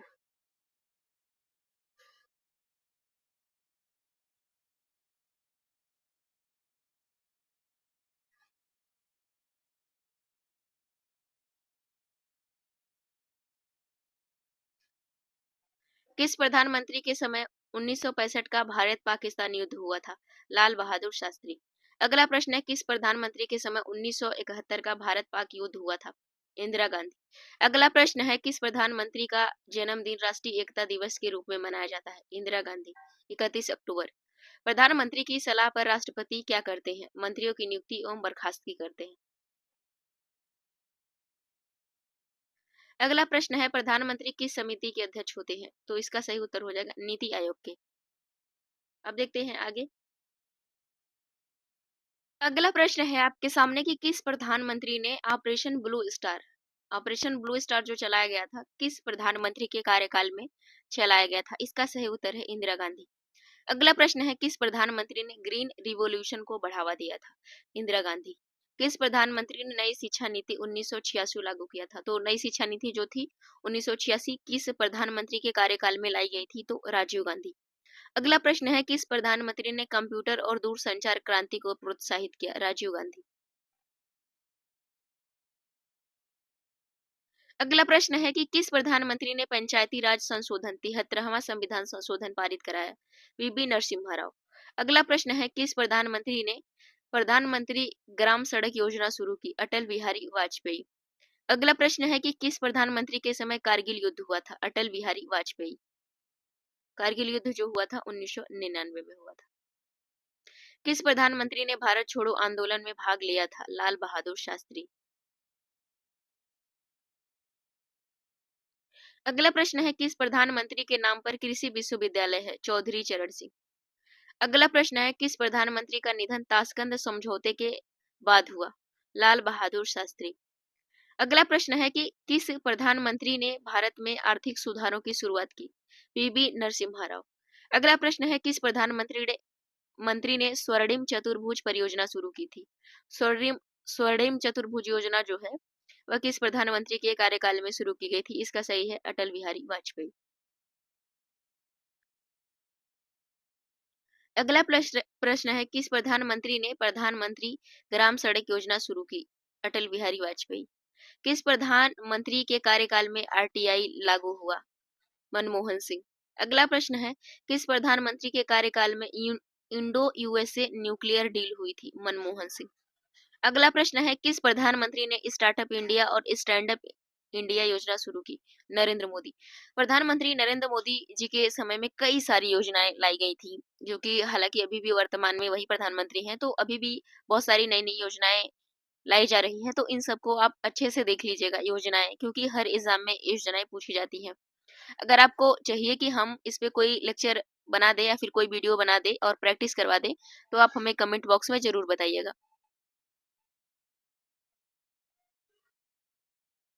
अगला प्रश्न है कि किस प्रधानमंत्री ने सवर्ण सवर्ण आरक्षण 10% ईडब्ल्यूएस लागू किया? नरेंद्र मोदी। किस प्रधानमंत्री के समय डिजिटल भुगतान और यूपीआई बढ़ावा मिला? नरेंद्र मोदी। किस प्रधानमंत्री ने प्रधानमंत्री आवास योजना शुरू की? नरेंद्र मोदी। किस प्रधानमंत्री ने आयुष्मान भारत योजना शुरू की? नरेंद्र मोदी।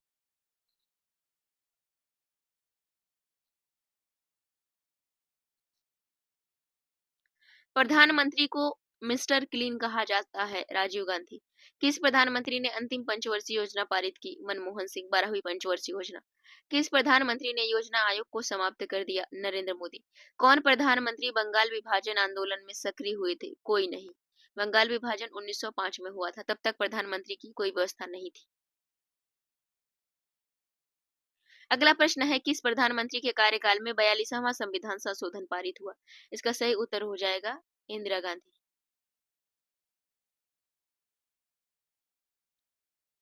अगला प्रश्न देखते हैं।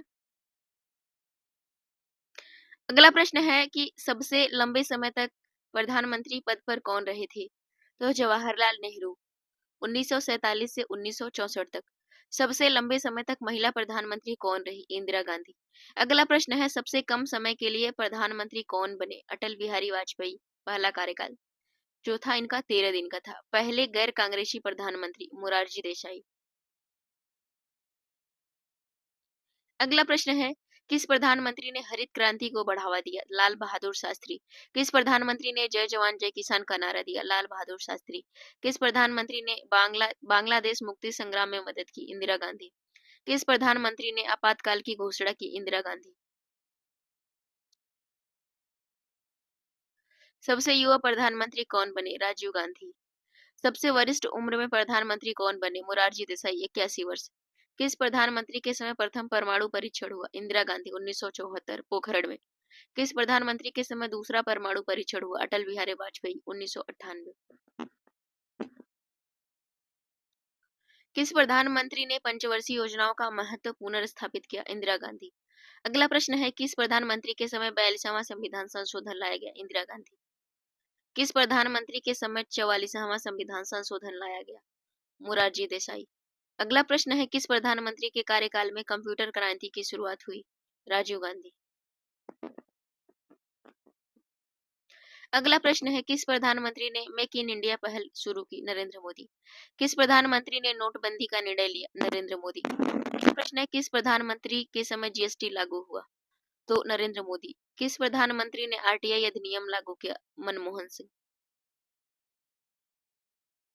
अगला प्रश्न है, किस प्रधानमंत्री के कार्यकाल में मनरेगा लागू हुआ? मनमोहन सिंह। किस प्रधानमंत्री के समय पोखरण द्वितीय परीक्षण हुआ? जैसा कि हम सब ने देखा, अटल बिहारी वाजपेयी। किस प्रधानमंत्री ने भारत उदय अभियान शुरू किया? अटल बिहारी वाजपेयी। किस प्रधानमंत्री के समय भारतीय अर्थव्यवस्था का एलपीजी मॉडल लागू हुआ? नरसिम्हा राव। किस प्रधानमंत्री को भारत रत्न मरणोपरांत दिया गया? राजीव गांधी। किस प्रधानमंत्री ने सबका साथ सबका विकास का नारा दिया? नरेंद्र मोदी ने। अगला प्रश्न है आपका। अगला प्रश्न है कि प्रधानमंत्री का उल्लेख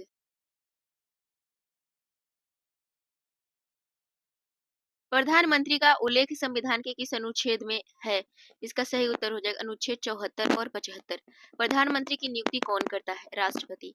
प्रधानमंत्री को शपथ कौन दिलाता है? राष्ट्रपति। प्रधानमंत्री का शपथ प्रारूप संविधान की किस अनुसूची में है? तीसरी अनुसूची में। अगला प्रश्न है, प्रधानमंत्री की शपथ किस प्रकार की होती है? सत्यनिष्ठा और गोपनीयता की शपथ होती है। प्रधानमंत्री का कार्यकाल कितने दिन का होता है? लोकसभा में बहुमत रहने तक। कोई निश्चित अवधि नहीं है, लोकसभा में जब तक बहुमत रहेगा तब तक प्रधानमंत्री का कार्यकाल रहेगा। अगला प्रश्न है कि प्रधानमंत्री मंत्रिपरिषद का क्या होता है? प्रधान। अगला प्रश्न है, मंत्रिपरिषद किसके प्रति सामूहिक रूप से उत्तरदायी होती है? लोकसभा के प्रति।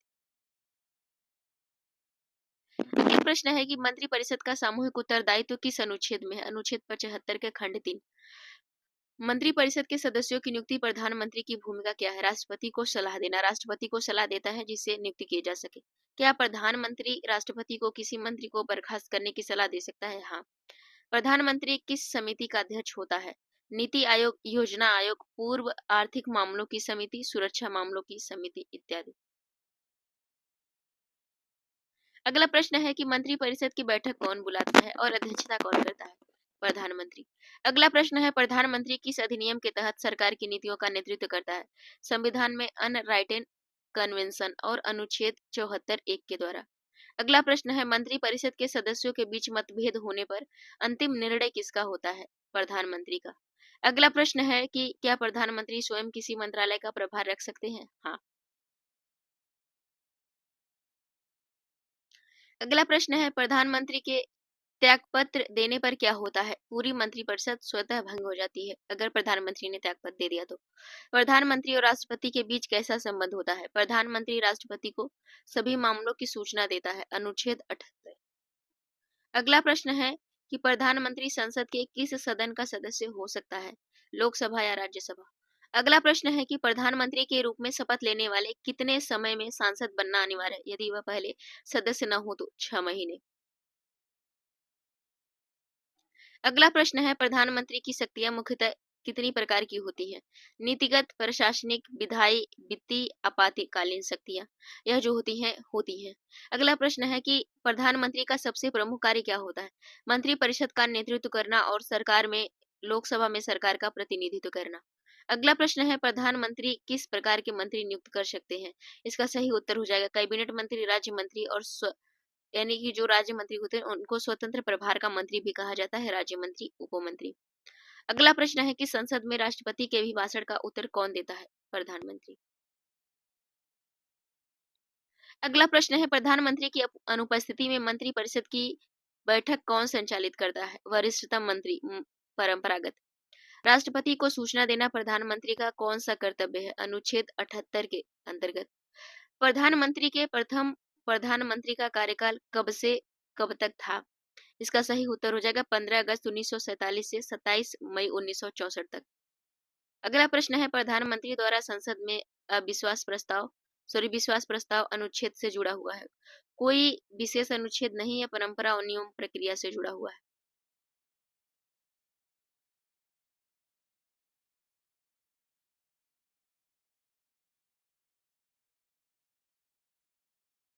अगला प्रश्न है कि प्रधानमंत्री के खिलाफ अविश्वास प्रस्ताव किस सदन में लाया जाता है? अगर अविश्वास प्रस्ताव लाना है तो किस सदन में लाया जाएगा?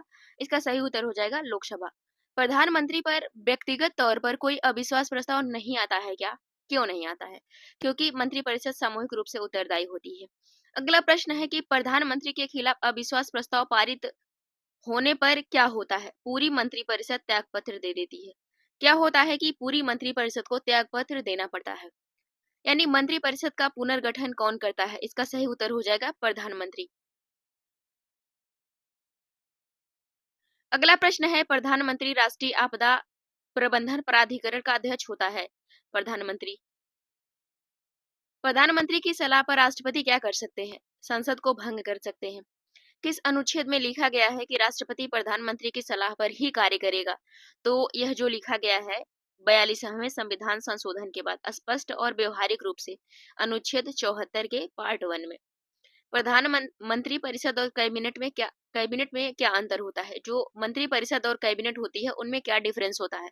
तो देखिए, सबसे पहली बात है कि कैबिनेट एक छोटा होता है, मुख्य निर्णय मुख्य निर्णय लेने वाला निकाय होता है। मंत्री परिषद में सभी मंत्री शामिल होते हैं। यही जो है कि डिफरेंस होता है। अगला प्रश्न है कि कैबिनेट की अंतिम शक्ति किसके पास होती है? प्रधानमंत्री के पास। कैबिनेट कमेटी किसके द्वारा गठित की जाती है? प्रधानमंत्री के द्वारा।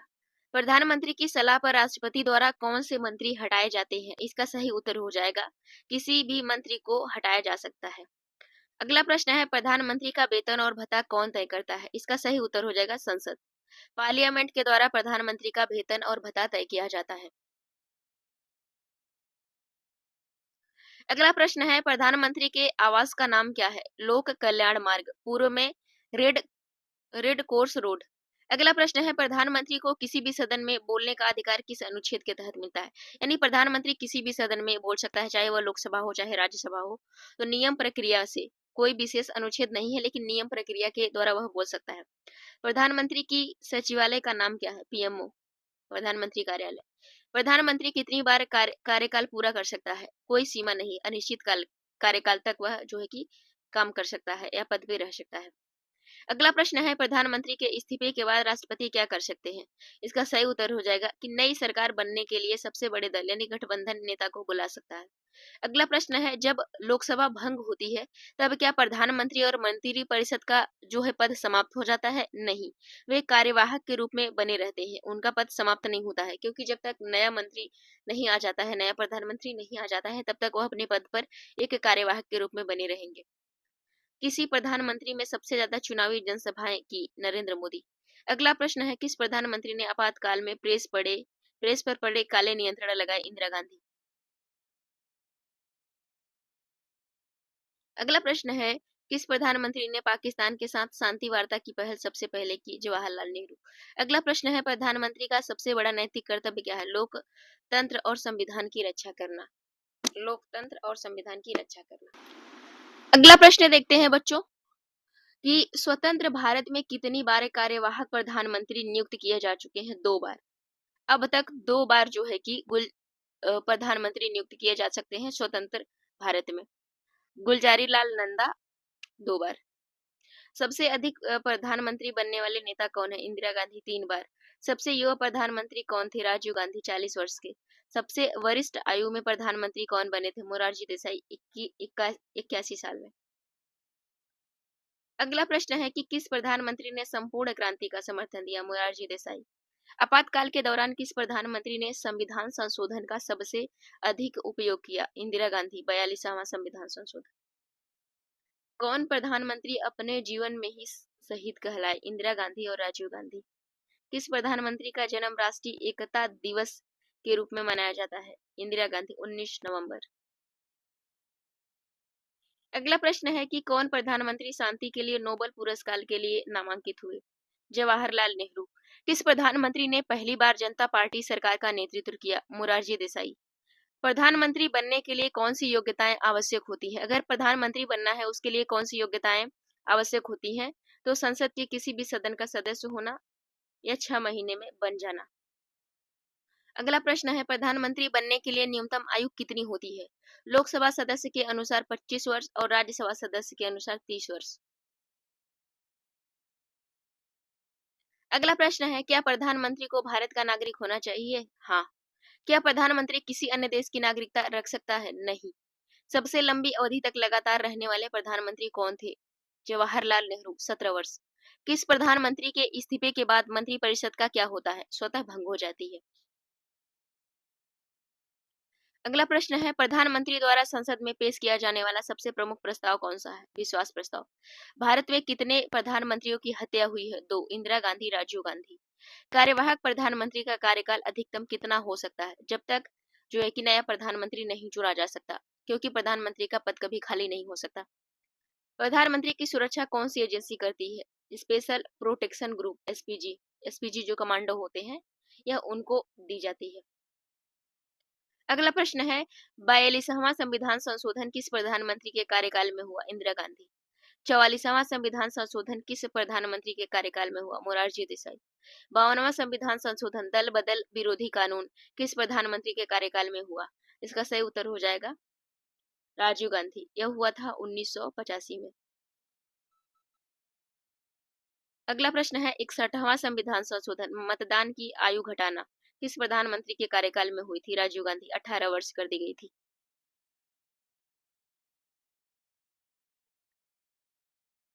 अगला प्रश्न है कि 73वां संविधान संशोधन पंचायती राज किस प्रधानमंत्री के कार्यकाल में लागू हुआ? पीवी नरसिम्हा राव। अगला प्रश्न है 74वां संविधान संशोधन नगर पालिका किस प्रधानमंत्री के कार्यकाल में लागू हुआ? पीवी नरसिम्हा राव।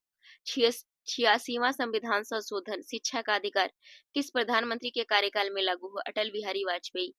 91वां संविधान संशोधन मंत्रियों की संख्या सीमित करना किस प्रधानमंत्री के कार्यकाल में हुआ? अटल बिहारी वाजपेयी। यह सब बहुत इंपॉर्टेंट क्वेश्चन है जो अभी चल रहे हैं। 101वां संविधान संशोधन जीएसटी लागू करना किस प्रधानमंत्री के कार्यकाल में हुआ? नरेंद्र मोदी। 103वां संविधान संशोधन आर्थिक आधार पर आरक्षण किस प्रधानमंत्री के कार्यकाल में हुआ? नरेंद्र मोदी।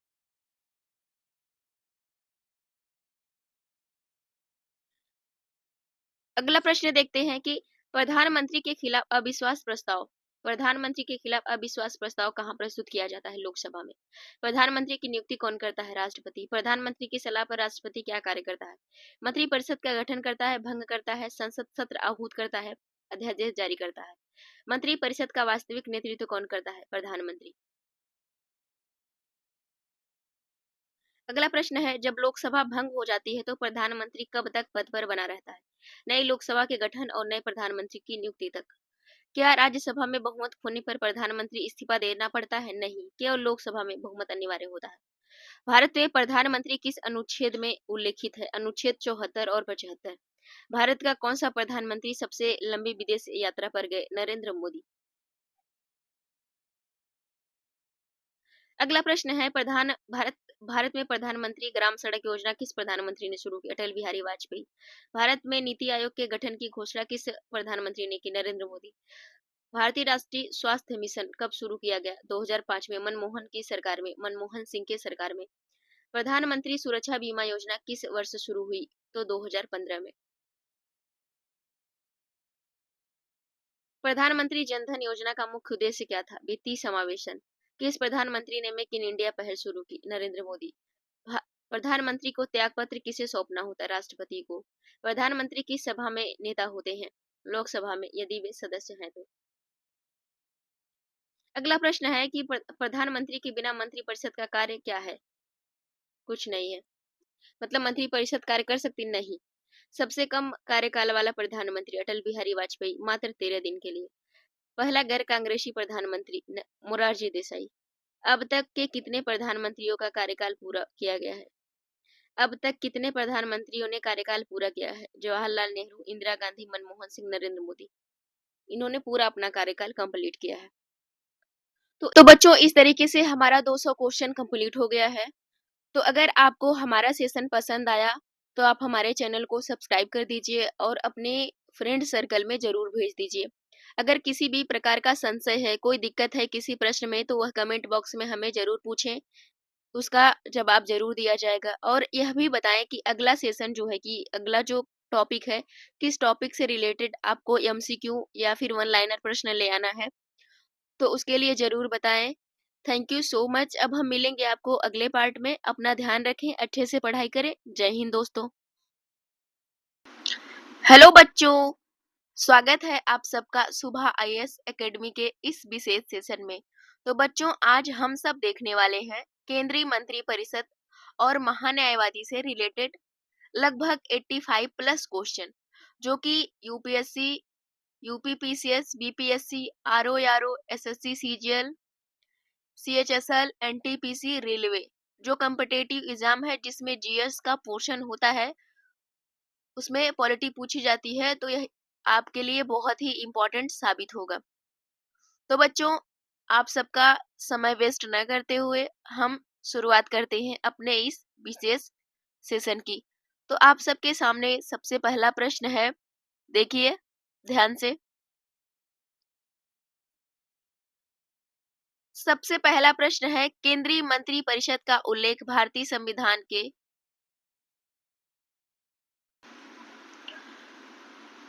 आप सबके सामने सबसे पहला प्रश्न है, देखिए केंद्रीय मंत्री परिषद का उल्लेख भारतीय संविधान के किस अनुच्छेद में है? तो केंद्रीय मंत्री परिषद का जो उल्लेख किया गया है किस संविधान में किया गया है? इसका सही उत्तर हो जाएगा अनुच्छेद 74 और 75। मंत्रिपरिषद का प्रमुख कौन होता है? इसका सही उत्तर हो जाएगा प्रधानमंत्री। अगला प्रश्न है कि मंत्रिपरिषद किसके प्रति सामूहिक रूप से उत्तरदायी होती है? मंत्रिपरिषद किसके प्रति सामूहिक रूप से उत्तरदायी होती है? लोकसभा के प्रति।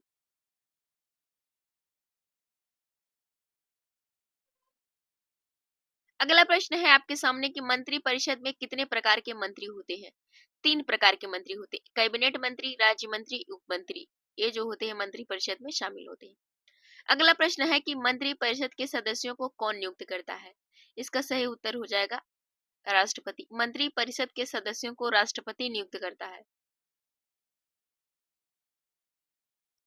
अगला प्रश्न है राष्ट्रपति किसकी सलाह पर मंत्रियों को नियुक्त करता है? प्रधानमंत्री की सलाह पर। अगला प्रश्न है प्रधानमंत्री को क्या कहा जाता है?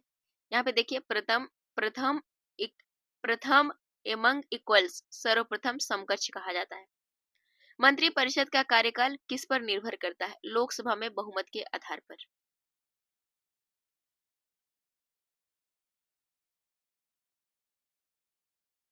अगला प्रश्न है मंत्रिपरिषद के सदस्य बनने के लिए, अगर मंत्रिपरिषद का सदस्य बनना है तो उसके लिए क्या शर्तें आवश्यक होती हैं?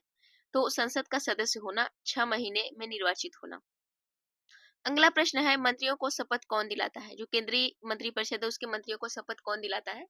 तो राष्ट्रपति। अगला प्रश्न है कि किस मंत्री किस प्रकार की शपथ लेते हैं? निष्ठा और गोपनीयता की शपथ लेते हैं।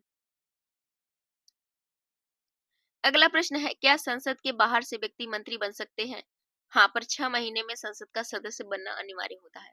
मंत्रियों का वेतन कौन निर्धारित करता है? इसका सही उत्तर हो जाएगा संसद द्वारा बनाए गए कानून से। अगला प्रश्न है केंद्रीय मंत्रियों की अधिकतम संख्या कितनी हो सकती है? इसका सही उत्तर है कि कुल जो संसद के सदस्य होते हैं कुल यानी स्ट्रेंथ का 15%। 15% से अधिक नहीं होनी चाहिए, जिसमें कि प्रधानमंत्री को भी शामिल करके माना जाता है। यह जो संशोधन यह लाया गया था 91वां संविधान संशोधन था। अगला प्रश्न है मंत्रिपरिषद और कैबिनेट में क्या अंतर होता है? कैबिनेट एक छोटा होता है, मुख्य नीति निर्णायक समूह होता है। अगला प्रश्न है कैबिनेट का नेतृत्व कौन करता है? प्रधानमंत्री। अगला प्रश्न है कैबिनेट सचिवालय कौन संचालित करता है? कैबिनेट सचिव। कैबिनेट समिति का गठन कौन करता है? प्रधानमंत्री। कैबिनेट की बैठक कितनी बार होती है? आवश्यकता के अनुसार होती है, निश्चित नहीं होती है। अगला प्रश्न है प्रधानमंत्री के इस्तीफे पर क्या होता है? पूर्व मंत्रिपरिषद गिर जाती है। मंत्रिपरिषद का सामूहिक उत्तरदायित्व किसके प्रति होता है? लोकसभा के प्रति। मंत्रियों का व्यक्तिगत उत्तरदायित्व किसके प्रति होता है? राष्ट्रपति के प्रति। राष्ट्रपति मंत्रिपरिषद को कब भंग कर सकता है? प्रधानमंत्री की सलाह पर। राज्य मंत्री स्वतंत्र प्रभार प्रभार किसे कहा जाता है? जिसके पास अपना मंत्रालय हो पर कैबिनेट में शामिल न हो, वो उन्हें राज्य मंत्री स्वतंत्र प्रभार कहा जाता है। अगला प्रश्न है देखिए आप सबके सामने कि उप मंत्री का कार्य क्या होता है? तो वरिष्ठ मंत्री की सहायता करना। मंत्री पद पर रहते हुए कोई अन्य व्यापार कर सकते हैं क्या? नहीं। अगला प्रश्न है क्या सभी मंत्री कैबिनेट की बैठकों में भाग लेते हैं? नहीं, केवल कैबिनेट मंत्री भाग लेता है। अगला प्रश्न है मंत्री बनने के बाद संसद सदस्य बनने की समय क्या है? 6 महीने। क्या राज्यसभा सदस्य प्रधानमंत्री बन सकता है? हाँ। मंत्रिपरिषद को हटाने का तरीका क्या है? लोकसभा में अविश्वास प्रस्ताव पारित करना। यानी अगर मंत्रिपरिषद को हटाना है तो लोकसभा में अविश्वास प्रस्ताव पारित किया जाता है। मंत्रिपरिषद में सबसे अधिक शक्ति किसके पास होती है? प्रधानमंत्री के पास। प्रधानमंत्री मंत्रियों का इस्तीफा किसे भेजता है? राष्ट्रपति को। मंत्री बनने के लिए न्यूनतम आयु कितनी होनी चाहिए? लोकसभा के लिए 25 वर्ष, राज्यसभा के लिए 30 वर्ष। संविधान में काउंसिल ऑफ मिनिस्टर किस भाषा में लिखा गया है? अंग्रेजी में। मंत्रिपरिषद के फैसले किस प्रकार लिए जाते हैं? सामूहिक रूप से। क्या मंत्रीगण संसद में मतदान कर सकते हैं? हाँ, यदि वे सांसद हैं तो। प्रधानमंत्री को हटाने का अधिकार किसके पास होता है? राष्ट्रपति। लोकसभा में विश्वास खोने पर। या तो राष्ट्रपति हटा सकता है या लोकसभा में विश्वास मत खो गया हो तब। क्या कोई मंत्री राष्ट्रपति को सीधे रिपोर्ट करता है? नहीं। अगला प्रश्न है, मंत्रिपरिषद और संसद में क्या संबंध है? मंत्रिपरिषद संसद के प्रति उत्तरदायी होती है। प्रधानमंत्री और राष्ट्रपति में अधिक शक्तिशाली कौन है? प्रधानमंत्री, कार्यपालिका के मामले में।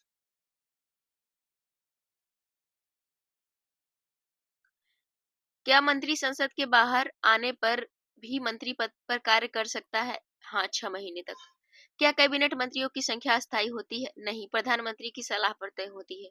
क्या प्रधानमंत्री राष्ट्रपति को हटा सकता है? नहीं।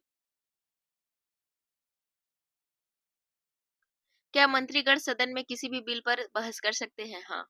मंत्रियों को हटाने का अधिकार किसके पास होता है? राष्ट्रपति प्रधानमंत्री की सलाह पर हटाता है। क्या उप कै- क्या उप मंत्री कैबिनेट का सदस्य होता है? नहीं, कैबिनेट का सदस्य नहीं होता है। अगला प्रश्न है, क्या राज्य मंत्री के अधीन होता है उप मंत्री? 91वां संविधान संशोधन कब लागू हुआ था? 91वां संविधान संशोधन जो हुआ था 2003 में लागू हुआ था। अगला प्रश्न है, मंत्रिपरिषद किसके प्रेशर पर कार्य करती है? प्लेजर पर कार्य करती है। राष्ट्रपति के प्लेजर पर, वास्तव में लोकसभा पर आधारित। अगला प्रश्न है, प्रधानमंत्री इस्तीफा देता है तो क्या मंत्रिपरिषद बनी रहती है? नहीं, पूरी मंत्रिपरिषद स्वतः समाप्त हो जाती है। अब हम देखेंगे कुछ प्रश्न जो है कि महान्यायवादी से जुड़े हैं। तो चलिए शुरू करते हैं अब महान्यायवादी से जुड़े कुछ प्रश्न। तो महान्यायवादी से रिलेटेड पहला प्रश्न है आपके सामने कि भारतीय संविधान के किस अनुच्छेद में, भारतीय संविधान का कौन सा अनुच्छेद है जिसमें महान्यायवादी से संबंधित बातें कही गई हैं? तो भारतीय संविधान के किस अनुच्छेद में महान्यायवादी का प्रावधान किया गया है? अनुच्छेद 76। महान्यायवादी को संसद में भाग लेने और बोलने का अधिकार किस अनुच्छेद के तहत मिलता है? 88। संसद में महान्यायवादी को कौन कौन से विशेषाधिकार प्राप्त होते? अनुच्छेद 105 के तहत संसद सदस्य के समान विशेषाधिकार दिए गए हैं। अगला प्रश्न है कि भारत के महान्यायवादी की नियुक्ति कौन करता है? इसका सही उत्तर हो जाएगा राष्ट्रपति।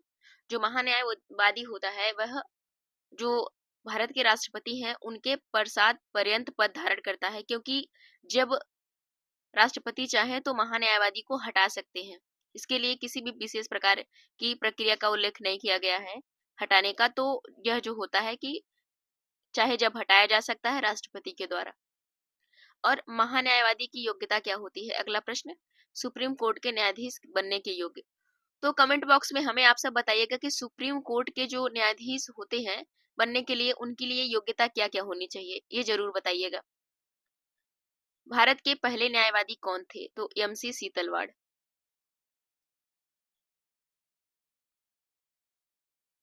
अगला प्रश्न है, महान्यायवादी का कार्यकाल किस पर निर्भर करता है?